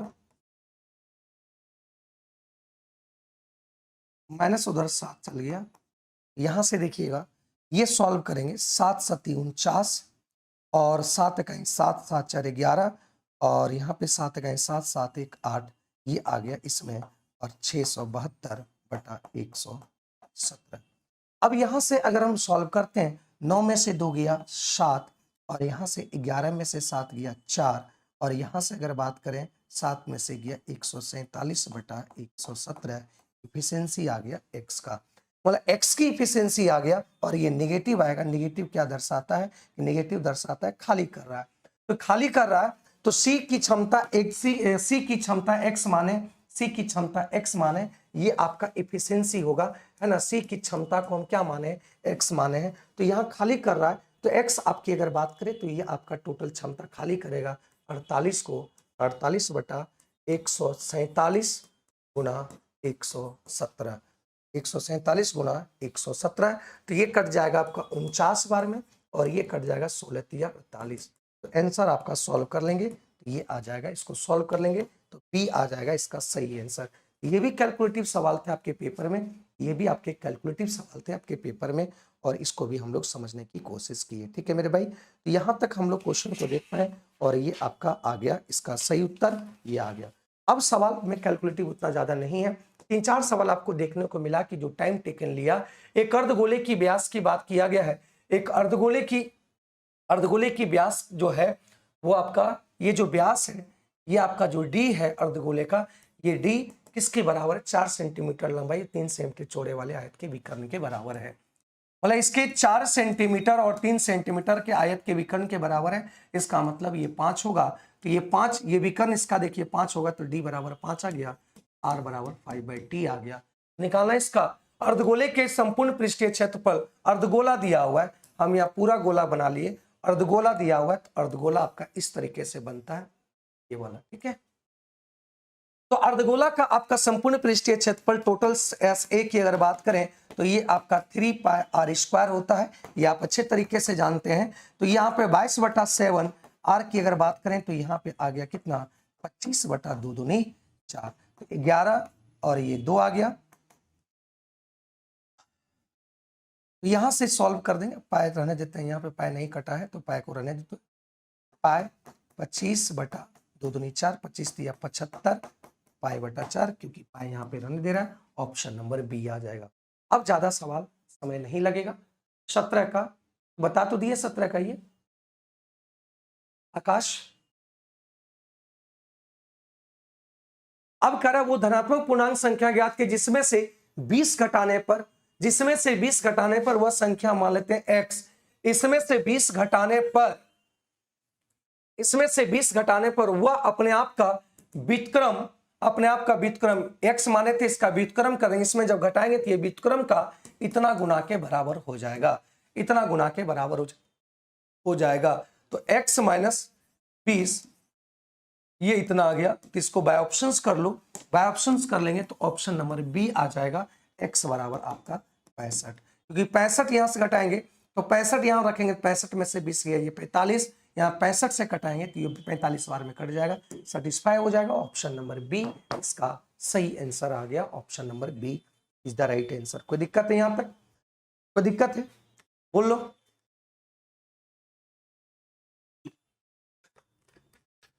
अगले सवाल की बात करते हैं। अगले सवाल देखिएगा, ये क्या है भाई? ये आपका साइन ए प्लस बी, साइन ए प्लस बी का कॉन्सेप्ट है, sign A into cos B, cos A into cos B. आप जानते हैं इसका मान होता है साइन ए प्लस बी, और साइन ए प्लस बी होता है, आप जानते हैं, साइन ए कॉस बी, और कॉस ए और ये साइन बी होता है, तो आप जानते हैं तो ये होता है। तो यहाँ पे बात बताइएगा, इसका मान 42 प्लस 48, यहाँ हो जाएगा साइन कितना 90 और साइन 90 बराबर 1 हो जाएगा। ऑप्शन नंबर, ठीक है, ऑप्शन नंबर ए इसकी राइट आंसर हो जाएगा, इसका सही आंसर हो जाएगा। Option number A is the right answer. Clear है यहां तक?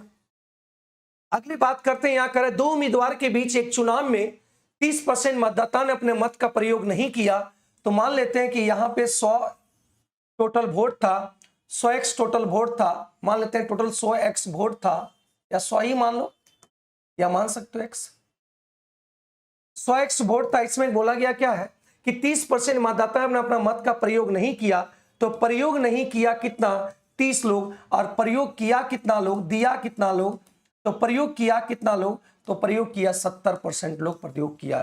30% नहीं किया तो 70% किया। डाले गए मत जो था प्रयोग किया, जो डाले गए मत का था, है ना, जो डाले गए मत था उसमें से 20% अवैध घोषित हो गया, इनवैलिड हो गया, मतलब अवैध घोषित हो गया, इनवैलिड हो गया, तो अवैध घोषित हो गया कितना 20%, तो ये 7 दूनी 14 आपका इनवैलिड हो गया, ये x, ये भी x। तो वैध कितना हुआ मेरे भाई?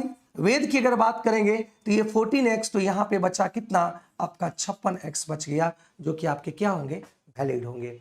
अब देखो यहाँ का कि जितने वाले उम्मीदवार वैध मतों का 64% प्राप्त करता है और 3136 मतों से बहुमत से विजय हो जाता है। तो यहाँ पे देखिए जितने वाले उम्मीदवार जो है इसका कितना परसेंट, इसका 64%, तो 64% आपका विनिंग लेगा, और लूज वाला जो लेगा, हारने वाला, तो वो आपका कितना लेगा 36%। दो इसका लेगा, इसका कितना परसेंट का अंतर हुआ 814 28%। इसका मतलब कितना हुआ कि वैध मत का 28% वोट से हार जीत का खेला हुआ, 28% वोट से हार जीत का यहाँ पे हुआ है। 31, तो यहां से अगर काटने की कोशिश करें तो ये आपका कट जाएगा 2 बार में, 5 2 10, 5 या 15, 2 बार में कट जाएगा। तो x बराबर आपका आ गया कितना 200, x बराबर 200 आ गया। तो पूछ क्या रहा है कि मतदाता सूची में नामांकित मतदाताओं की संख्या कितना होगा, यहाँ आ गया कितना, option number 20,000, option number E आ गया, तो ऑप्शन नंबर ई इसका सही आंसर आ गया। ठीक है, option number E is the right answer, इसका सही आंसर। ठीक है, मतलब टोटल वोट 100 था, नहीं दिया 30 लोग, और दिया कितना लोग, 70x लोग दिया। अब इसमें से बोला कि 20% अवैध घोषित हो गया, तो 14x अवैध घोषित हो गया, तो वैध दिया कितना 56x वैध हो गया। अब इसमें से विनिंग लाया 64%, इसमें से हारने वाला लाया 36%, तो दोनों का अंतर कितना हुआ 28%। ये 28% जो होगा किसका, 56x का 28% में हार जीत हुआ, हार जीत के बीच का अंतर जो है 28% था, और यहाँ जीत गया 3136 वोट से 56x का 28% बराबर इतना होगा, तो x बराबर निकल गया, तो टोटल आप निकाल दिए। करे 2 अंकों की संख्या इस प्रकार है कि उसके अंकों का गुणांक, अंकों का जो गुणांक होगा वो x y जो गुणांक होगा उसका दे रखा है 56। हम अंक मान लिए x और y 56 है। जब संख्या में से 9 घटा दिया जाता है तो अंकों का स्थान परिवर्तन हो जाता है। यहाँ पे पहले देखिए अंकों का अंक परिवर्तन हो जाता है, पहले देख लिए वो डिजिट कौन सा है, तो डिजिट यहाँ पे लिख सकते हैं 8 7 या 7, या आप क्या लिख सकते हो 7 8। अरे भाई 8 7 रखेंगे, 7 8 रखेंगे, 8 7 56 गुणांक हो गया, 8 7 56 बराबर हो गया। अब कह रहा है इसमें अगर 9 घटाएंगे तो ये पलट जाता है क्या, जब ये 9 घटाएंगे पलट जाएगा, ये 78 हो जाएगा। हाँ, ये पलट जाएगा। क्या हम यहाँ 9 घटाएंगे तो कभी भी पलटेगा नहीं, पलटेगा, ये नहीं होगा। आंसर हो जाएगा क्या, 87 हो जाएगा। Option number B is the right answer, सही आंसर। ठीक है, ऑप्शन नंबर बी इसका सही आंसर। यहाँ क्लियर कर, ठीक है। कह रहा कि 2 अंकों का गुणनफल 56 है, तो यहाँ एक ऐसा अंक रखना पड़ेगा कि गुणा करने पर 56 आएगा, लेकिन वो ऐसा डिजिट रखना पड़ेगा उसमें से 9 घटाएंगे तो ये पलट जाता है। ये क्या हो जाता है, पलट जाता है। तो ये सही बात है, अल्लाह नहीं समझे। देखिए यहाँ पे ऐसे संख्या रखना पड़ेगा कि ये आपका जो गुणांक है, ये दोनों का मल्टीपल 56 दिया है, तो हम मान लेते हैं एक्स वाई 2 अंक का संख्या है, इसको 8 और 7 मान सकते हैं। 8 सत्ती 56, इन दोनों को गुना किए 56 आया। जी हाँ सर, एक और आ सकता है 7 गुना 8 78, 8 सत्ती 56 गुना करेंगे ये दोनों को। अब जब इसको जब इसमें से 9 घटाएंगे तो ये पलट जाना चाहिए, कितना होना चाहिए, 7 8 होना चाहिए। देखिए 9 घटाया जाए तो अंकों का स्थान परिवर्तन हो जाता है, उलट जाता है। तो 87 में जब 9 घटाते हैं तो 78 आ जाता है, और ये इसका पलटा हुआ है। देखिए ये पलट जाता है, ये पलटा हुआ है, तो हम डायरेक्ट कह सकते हैं सर आपका 87 हो जाएगा, 78 87 हो जाएगा इसका सही आंसर। ठीक है, या डायरेक्ट यहाँ से ऑप्शन 8 सत्ती 56, एक ही ऑप्शन यहाँ पे 8 सत्ती 56 का गुणा करने पर। ठीक है मेरे भाई। यदि 2 संख्याओं का समांतर माध्य 5 है, समांतर माध्य कहने का मतलब इस तरीके से, ये एपी में की अगर बात किया, समांतर माध्य मतलब a प्लस बी बाई 2 दिया हुआ है, मतलब a प्लस बी हो गया 5 दूनी कितना। गुणोत्तर माध्य जो कह रहे हैं वो जीपी में होता है, और वो जीपी में जो होता है वो a और इंटू बी होता है। इसका माध्य, जीपी का जो माध्य होता है ये आपका होता है रूट अंदर ए बी। ठीक है, और ये दे रखा है कितना, 4।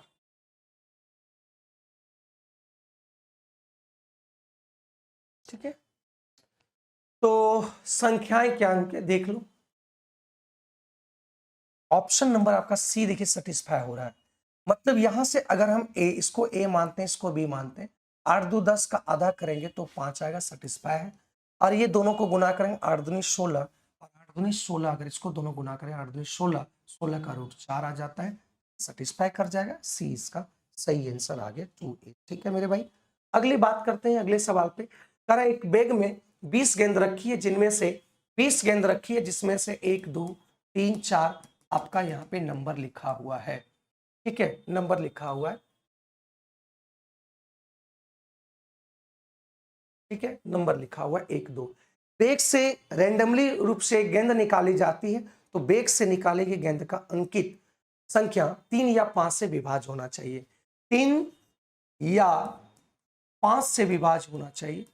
ये नहीं कह रहा है कि 3 और 5 से विभाज्य होना चाहिए, 3 से विभाज्य होना चाहिए और 5 से भी विभाज्य होना चाहिए। तो वो संख्या 3, ये 3 से डिविजुअल है, और 3 5 6 9, देखिए ये 5 से डिविजुअल है, 12 15 18, यही हो गया। तो टोटल संख्या आपका कितना हो गया, ये छोटा कहीं क्या, 20 भी तो है। हाँ, 5 से डिविजुअल है, 20 है। तो ये टोटल नंबर आपका कितना हो गया, 9। टोटल नंबर 9 हो गया। तो यहाँ पे प्रोबेबिलिटी की अगर बात करें तो प्रोबेबिलिटी आपका टोटल नंबर 20 है, इसमें से 9 ऐसी संख्या है जो आपके 3 और 5 से विभाज्य है। ऑप्शन नंबर आ गया बी, ऑप्शन नंबर आ गया, option number B is the right answer. B इसका सही उत्तर आ गया। ठीक है मेरे भाई, कोई दिक्कत यहां तक, बोल दो।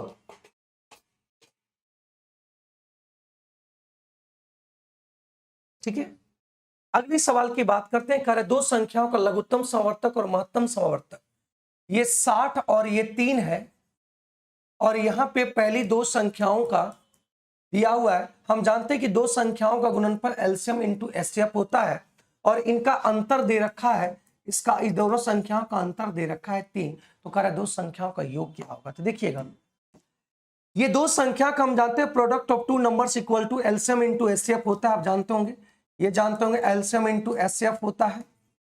तो यहां से product of 2 numbers equal to LCM and HCF की अगर बात करें तो ये आपका हो जाता है 60 इंटू 3। तो इसको ऐसे दो फैक्टर में तोड़ना है कि गुणा करने पर इतना आना चाहिए लेकिन जोड़ने और घटाने पर आपका 3 आना चाहिए। तो यहाँ पे देखिए 18 गुना 12 कर सकते हैं, देखिए तो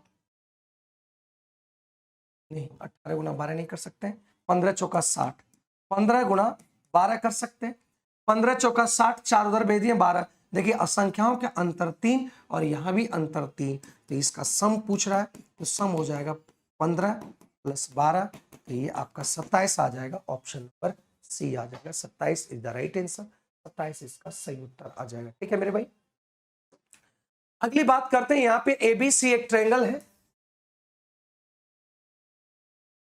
एबीसी एक ट्रायंगल है और बीई एसी पर लंब है,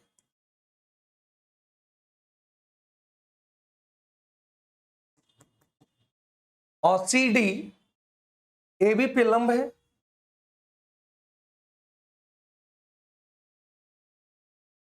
ये एडी पे लंब है। फिर क्या बोला कि बीई और सीडी परस्पर ओ पर कट कर रहा है, ठीक है। ओबीसी, ओबीसी और ओसीबी का समद्विभाजक पी पर मिलता है, मतलब इसका एक समद्विभाजक भी है, इसलिए उधर बनाए थे ज्यादा। एक समद्विभाजक भी है जो आपका यहाँ पे मिल रहा है, समद्विभाजक मतलब ये थीटा, ये भी आपका थीटा, ये आपका अल्फा, मतलब दोनों समद्विभाजक कहाँ मिल रहा है, आपके पी पर मिल रहा है। ठीक है, तो बीपीसी, बीपीसी, बीपीसी का मान आपका ये दे रखा है 148। तो इस ट्रायंगल के लिए आपका ये वाला शीर्ष हो गया कि नहीं, बताओ तो, ये वाला शीर्ष हो गया कि नहीं। तो ये एंगल जो होगा, ये एंगल का मान देखेंगे क्या होता है, बात समझिएगा। ये जो एंगल होता है 148 जो होगा, 148 जो होता है,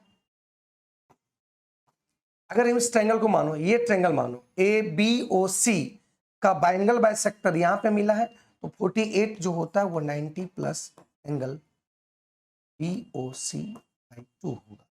तो BOC की अगर बात करें, ये इधर आया तो 52 हो गया, 48 2 48 और 10 58 हो गया, 58 गुना 2 100, 58 गुना 2 116 आ गया, और ये एंगल BOC का मान आ गया 116। क्लियर है, और ये 116 यहाँ पे आ गया 100।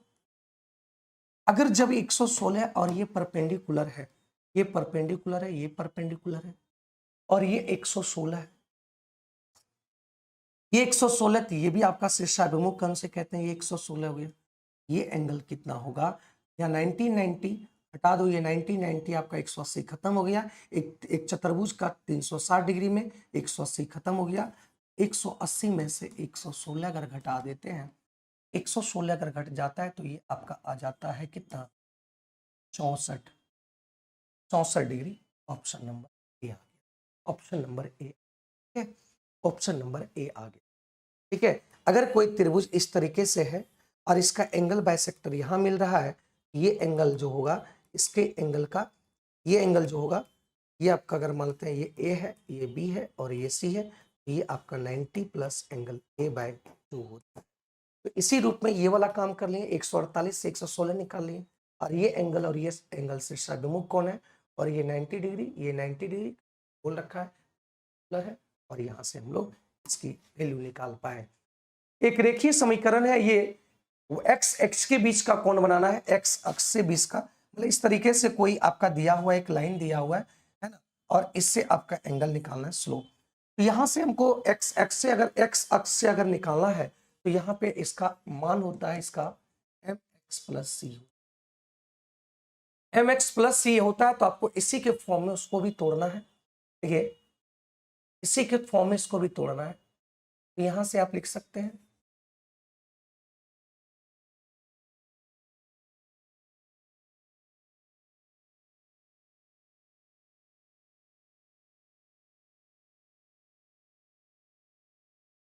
तो -35y, ये उधर चल जाएगा तो -35x, माइनस माइनस को कर देते हैं तो ये आपका प्लस हो गया सारे। यहां से हम y का मान को, यहाँ पे y ओनली y का मान चाहिए, तो y y का मान अगर चाहिए, ये 35 कट जाएगा, ये आ गया, और 35 से यहाँ आ गया 15 बटा कितना यहां पे आपका देखिए m बराबर यहां से, अब इसको दोनों का कंपैरिजन कर दीजिए। ये c का मान हो गया, ये y हो गया, ये x हो गया। यहाँ कुछ नहीं तो m बराबर क्या आ गया, m बराबर यहाँ कुछ नहीं तो 1 आ गया। मतलब m बराबर अगर 1 आ गया तो हम कहेंगे कि टेन थीटा बराबर आपका 1 आ गया, और थीटा बराबर आ गया कितना, 45 डिग्री। 45 डिग्री आंसर आ गया बी। आंसर आ गया कितना, बी आ गया, बी इसका सही आंसर आ गया। ठीक है, एक्स अक्ष पे बनाना है, ये एंगल निकालना, ये आपका कितना हो गया, 45 डिग्री बनाना है। ठीक है, तो जब एक्स अक्ष से अगर बनाना है एंगल, तो अगर लाइन दिया हुआ एक्स एक्स अक्ष से एंगल निकालना है तो आपका एक ही फॉर्म है, ये फॉर्म में लाने की है ना, ये फॉर्म में लाने की कोशिश करो। तो इसमें इसी फॉर्म में इसको तोड़ने की कोशिश की, y बराबर एम एक्स प्लस सी लाने की कोशिश की, और उसी तरीके से निकालकर y बराबर x प्लस 15/35 ले आए। हमको इससे कोई मतलब नहीं, मतलब हमको देखो x x है तो यहाँ कुछ नहीं तो 1 है, तो 1 किसको डिनोट करता है, 1 आपको टेन थीटा को डिनोट करता है, टेन थीटा को डिनोट।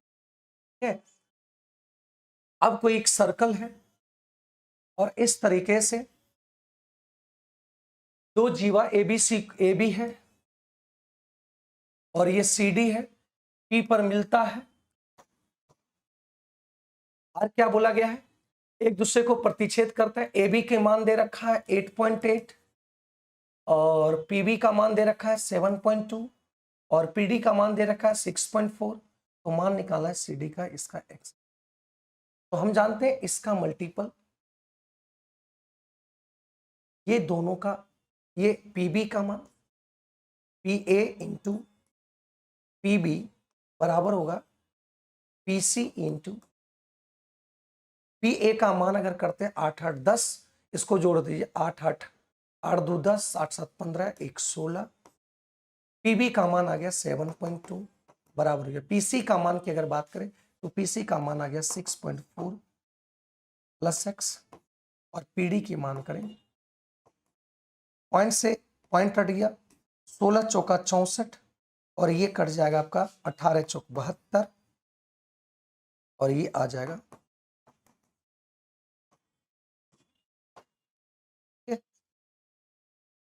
तो यहां से आ जाएगा 11.6 सेंटीमीटर बराबर, मतलब सीडी का मान आ गया, सीडी का मान आ गया आंसर 11.6 सेंटीमीटर। ठीक है, इसमें से घट जाएगा, सी इसका सही उत्तर आ जाएगा, सी इसका सही। ठीक है, यही क्वेश्चंस कह रहा था और यही क्वेश्चंस आपके ये करें।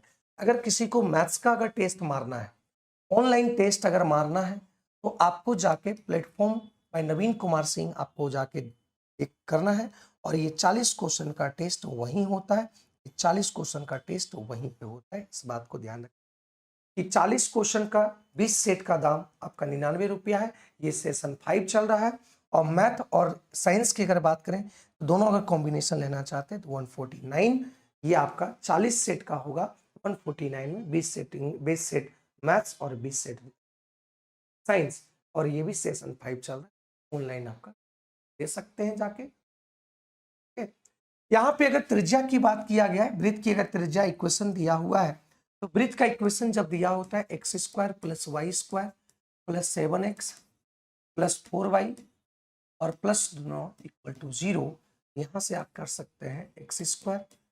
इक्वेशन, वृत्त का इक्वेशन का जो फॉर्म होता है, वृत्त का इक्वेशन का जो फॉर्म होता है वो TGX होता है और 2fx और प्लस c होता है। ये यहाँ से देखिएगा एक्स एक्स कॉमन है तो 2g बराबर हो गया, क्या कंपेरिजन कर दीजिए, 2g बराबर 7, g बराबर कितना आएगा 7/, इसीलिए यहाँ पे y y कॉमन है तो 2f बराबर यहाँ पे कितना है 4 है, f बराबर आपका, c बराबर आपका कितना आ गया 9।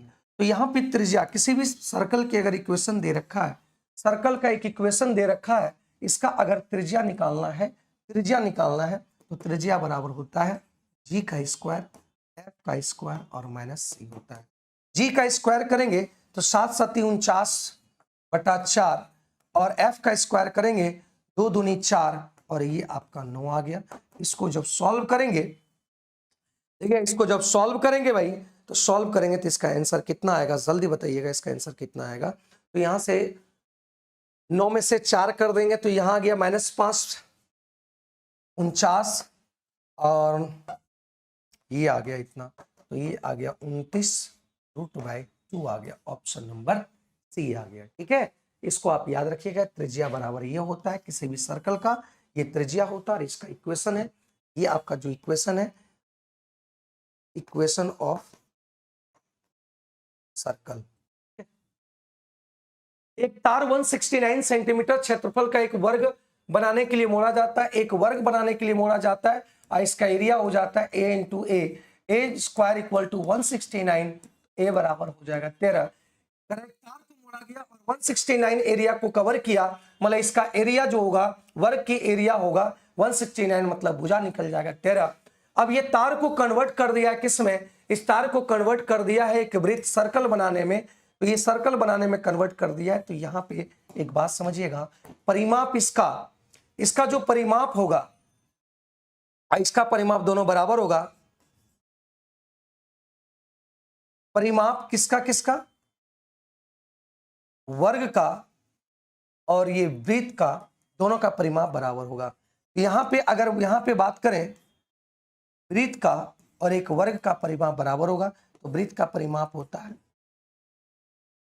और वर्ग का परिमाप होगा 13 चौका 52, क्योंकि इसका पेरीमीटर हो जाएगा ये 52, यहां से आपका 26, 11 आर बराबर हो जाएगा।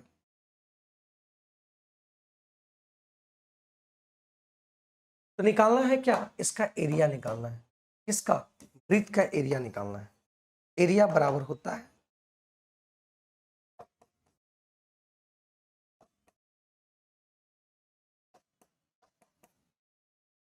ठीक है, इसको आप सॉल्व कर लेना।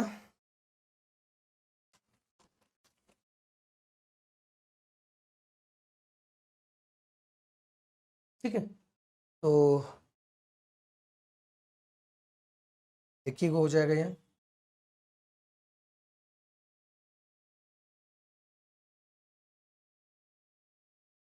यहां से गुणा करेंगे, 1 गुणा 1, 9 दूनी 18, 18 का 8, 9 9 81, 81 और इधर से 1 आया 82, 82 गुना 2, 11 30 77, इसको सॉल्व कर लेंगे। इसको 63 91, यहाँ 7 से भी कट जाएगा, 63 91 पूरा करने की जरूरत नहीं है। तो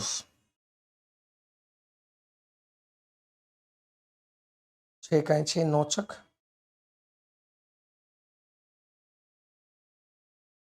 यहाँ से आ जाएगा आपका 6 6 8 5 13 और 2, तो ये आपका लगभग आंसर आ जाएगा 215, लगभग आंसर आ जाएगा 215। ठीक है, ये हो गया आपका, क्लियर है, यहां तक देख लो। आगे कह रहा है कि वृक्ष को ऊपरी ओर, एक वृक्ष था, एक पौधा था, एक पौधा था और इस तरीके से पौधा इस पे खड़ा था, लेकिन क्या हुआ कि ये बीच से ब्रेक हो गया, बीच से हवा चलने पर ये ब्रेक हो गया, और इस तरीके से जब ब्रेक हुआ तो ये यहाँ पे आके गिर गया, इसका जो शीर्ष है यहाँ पे आके गिर गया, मतलब ये आपका ब्रेक हो गया, ब्रेक होने के बाद ये यहाँ के गिर गया।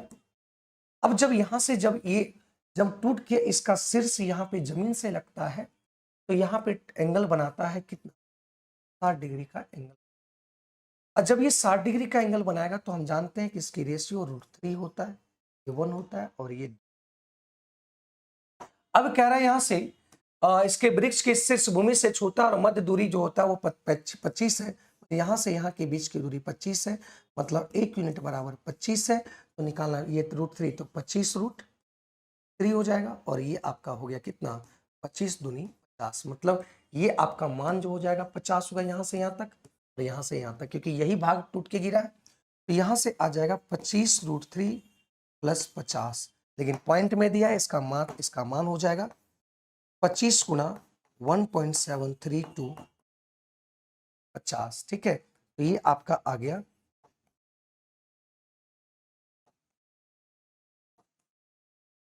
आंसर आ जाएगा, ऑप्शन नंबर ये आ जाएगा।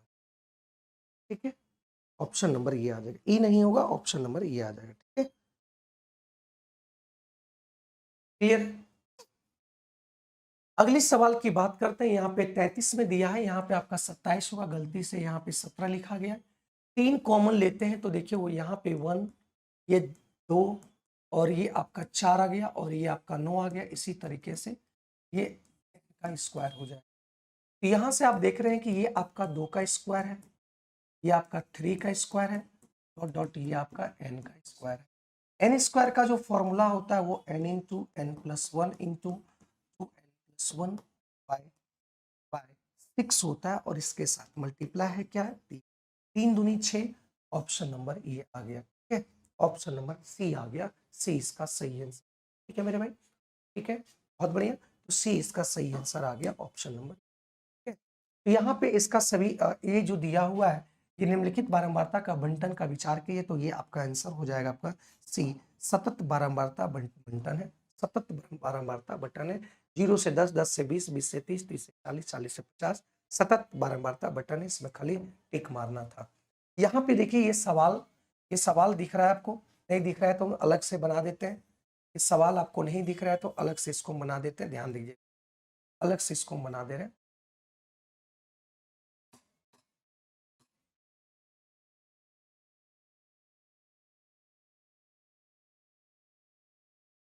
यहाँ देखिएगा, ये ए और बी और सी और डी,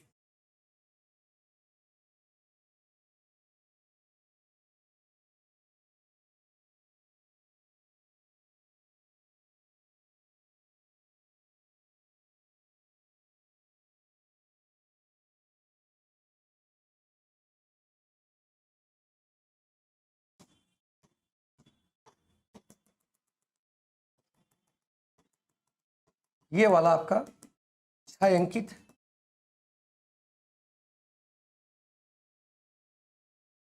ये आपका 6 अंकित, यही निकालना है। 6 अंकित भाग का क्षेत्रफल ही निकालना है। देखिए 6 अंकित भाग का क्षेत्रफल कैसे निकले। दिया हुआ है कि एबीसीडी में भुजा आपका दे रखा है 8 दे रखा है, ये पूरा पूरा 8 दे रखा है, मतलब ये आपका टोटल जो दे रखा है ये कितना दे रखा है 8, और ये टोटल भी ये वर्ग है क्या, ये भी 8 दे रखा है। ठीक है, अब देखो यहां से एक बात समझिएगा, और ये छोटा वाला जो दे रखा है ये 6 दे रखा है, ये 6 6 6, जब ये 6 होगा तो ये आपका 2 होगा, ये आपका 8 होगा, जब ये 6 होगा ये भी 2 होगा, ये 8 होगा। कहेगा हाँ सर, एक बात समझिएगा, ये 2 ये 8, तो ये एरिया और ये एरिया दोनों बराबर होगा। हम कह सकते हैं पहले वर्ग का एरिया निकाल लो, वर्ग का एरिया 8 स्क्वायर, इसमें से इस एरिया को घटा दो, इस आयत को इस वर्ग को घटा दो 6 का स्क्वायर, फिर इसमें से इसका एरिया और इसका एरिया घटा दो। देखिए पूरे में से ये घट गया, ये घट जाएगा, ये घट जाएगा, तो जो छायांकित भाग है वो बच जाएगा, यहाँ से प्लस ये इसका निकल जाएगा 2 इंटू, क्योंकि त्रिज्या एक एरिया त्रिभुज का 1 और 1 2 हो जाएगा, तो यहाँ पे हाफ इंटू बेस आपका 2 है, हाइट आपका 8, यहाँ से 2 से 2 कट गया, 8 8 64, 6 चौक 24, 6 छक 36 और 8 दूनी 16। तो यहाँ से 52, यहाँ से 64 में से 52 चल गया तो आपका ये आ गया 52, 8 4 12, तो ये आपका आंसर आ गया कितना 12 आ जाएगा। सर आंसर कितना आ जाएगा मेरे भाई 12 आ जाएगा, 12 आ जाएगा। ठीक है, 12 इसका सही है। ठीक है दोस्त, 12 इज द राइट आंसर, 12 इसका सही आंसर। अगली बात करते हैं कि ताशगड्डी को एक फेस कार्ड निकालने की संभावना ज्ञात करना है। फेस कार्ड निकालने की अगर बात करें तो फेस कार्ड आपका टोटल होता है कितना 13 होता है। ठीक है मेरे भाई, सॉरी 12 होता है, फेस कार्ड आपके 12 होते हैं, है ना। टोटल आपके जो होंगे, टोटल गड्डी जो होते हैं वो टोटल ताश की जो गड्डी होते हैं कुल कार्ड होते हैं कितना 52। इसमें से जो कह रहा है कि फेस कार्ड की जो संख्या होंगी ये आपका 12 होता है। इसी की प्रोबेबिलिटी चाहिए, इसी की आपका क्या चाहिए, फेस कार्ड, ताश की फेस कार्ड निकालने, इसी की प्रोबेबिलिटी चाहिए।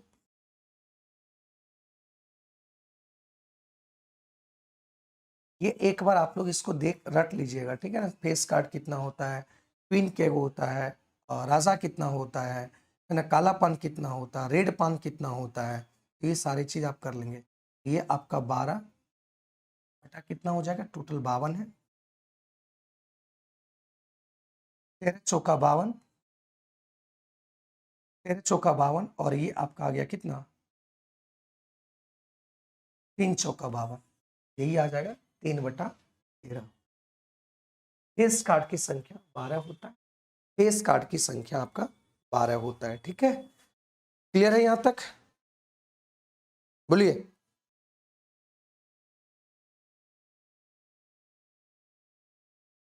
अगला बनाइए, बहुत आसान है।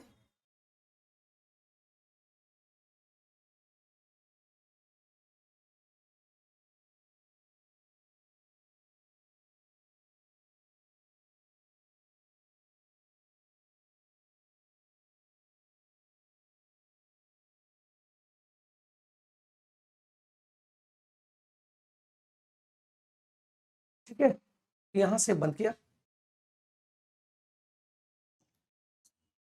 ठीक है। फेस कार्ड मतलब क्या होता है, जिसमें आपका फिगर बना रहता है, उसी को फेस कार्ड कहते हैं। यदि 2 -2 और 5 दो एक वर्ग के दो क्रमागत शीर्ष है तो वर्ग की, तो यहाँ पे एक वर्ग दिया हुआ है, और ये वर्ग जो दिया हुआ है इसकी क्रमागत वर्ग है, जिससे ये अगर लिए हैं शीर्ष तो ये आपको लेना पड़ेगा या ये लेना पड़ेगा, जो लेना है वो ले सकते हैं। तो कह रहा है कि ये शीर्ष लिए हैं और ये आपका क्रमागत शीर्ष है, तो इसका एरिया निकालना है, इसका एरिया क्या होगा। तो एक बात समझिए, अगर ये इसकी लेंथ निकल जाता है तो ये लेंथ निकल जाएगा, और ये लेंथ कैसे निकलेगा, डिस्टेंस फॉर्मूला से, और डिस्टेंस फॉर्मूला से क्या करेंगे, 5 में से 2 गया 3 का स्क्वायर, और 2 में से 2 गया, 2 में से 2 गया है ना, 2 में से -2 में से ये घटाएंगे, ये आपका 2 2 4 आ गया, 4 का स्क्वायर। यहां से आपकी बात आ जाए, यहां से आ जाएगा कितना, 25 आ जाएगा, और 25 का आ गया। अगर ये 25 का 5 मतलब ये भुजा 5 आ गया, अगर ये 5 आया तो ये भी 5 होगा, ये भी 5 होगा, और ये भी 5, सभी 5 होंगे, क्योंकि वर्ग जो है आपका वही होता है। भुजा की लंबाई ज्ञात करना है, आंसर हो गया ये, आंसर हो गया ये, 5 यूनिट आंसर हो जाएगा। अगर एरिया कहता तो आपका आ जाता कितना, 25 का स्क्वायर हो जाता। माध्यिका की बात किया, इसका माध्य आपका 15 है, तो माध्य आपका 15 है, तो सभी को अगर जोड़ा जाए, ठीक है, यहां क्या बोला गया है कि माध्य आपका 15 है, तो सब को जोड़ने पर देखेंगे कितना आने वाला है, तो बता दो मेरे भाई कितना आने वाला है, सभी जल्दी फटाफट हो जाएगा सॉल्व। तो यहाँ पे माध्य सबसे पहले संख्या 3 3 6 3 4 10 हो जाएगा, मतलब यहाँ पे 10 है और यहाँ पे एवरेज 15 है, तो यहाँ से x है, तो सभी को जोड़ते हैं 40 30 30 और 30 40 70 और यहाँ पे ठीक है, 8 14 15 30 130 हो गया, तो 130 माइनस एक्स, ये जाके उधर गुना होगा तो ये 150 आ जाएगा, और यहाँ पे जब 150 आएगा तो x का जो मान होगा, x का मान हो जाएगा प्लस में होगा, हाँ प्लस में, तो ये आपका आ गया 20, मतलब x की जगह पर आपका 20 हो गया, x की जगह पर क्या आ गया, 20 आ गया। तो माध्यिका निकालना है, मीडियंस निकालना है, तो मीडियंस जब निकालना है तो मीडियन होता है n/2 वहां पद, और प्लस n/2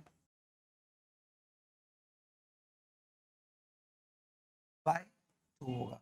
यहाँ n क्या होगा, इवन नंबर होगा, तभी इवन नंबर यहाँ पे देखेंगे, ये टोटल आपका 10 संख्या है, तो 10 संख्या मतलब ये 5 पांचवा पद, और ये आपका छठा पद का क्या होगा, आधा। ये छठा पद आधा होगा, इसका मतलब इसको आपको असेंडिंग ऑर्डर में देखना पड़ेगा।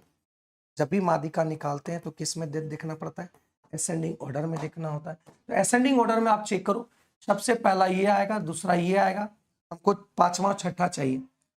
अब ये आएगा तीसरा, तीसरा आपका ये आएगा 12, चौथा ये आएगा और पांचवा ये आएगा और छठा ये आएगा। तो पांचवा और छठा ये आएगा, तो हमको निकालने की इसकी कोई जरूरत भी नहीं थी और डायरेक्ट भी हम निकाल सकते थे। डायरेक्ट हमको माध्यिका भी निकालते तो निकल जाता, इसको इसका जरूरत था ही नहीं। तो यहाँ से आपका आ गया 13 + 5 15/2, ये आपका आ गया कितना 14 आ गया, ऑप्शन नंबर ये आ गया। ठीक है, बहुत बढ़िया, सभी का आंसर आ रहा है। बहुत इधर आसान सवाल थे लेकिन कुछ सवाल वहां पे आपके थे। रमेश शहर से ए से बी की ओर, एक सर यहाँ पे है और दूसरा सर यहाँ पे बी है, 44 किलोमीटर प्रति घंटे की रफ्तार से यहां से निकलता है। रमेश फिर क्या कर सुरेश सर ए से सर बी तक 77 किलोमीटर प्रति घंटे की औसत गति से टैक्सी द्वारा यात्रा करते हैं, उन्हें रमेश द्वारा लिए गए समय से 3 घंटा कम लगता है। तो ये मान लेते हैं दूरी डी है, तो डी आपका ये अगर रमेश गया है, आपका ये रमेश गया है इतना समय में, तो वही दूरी को सुरेश गया है 77 किलोमीटर प्रति घंटे की 4 से, तो इससे कह रहा है 3 घंटा कम लगता है, ये 3 घंटा। कैल्शियम लेंगे तो यहां पे आ गया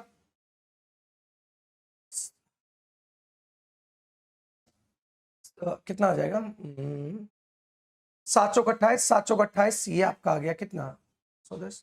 तो यहां पे आ जाएगा देखिएगा 7D और ये 4D और ये 3D,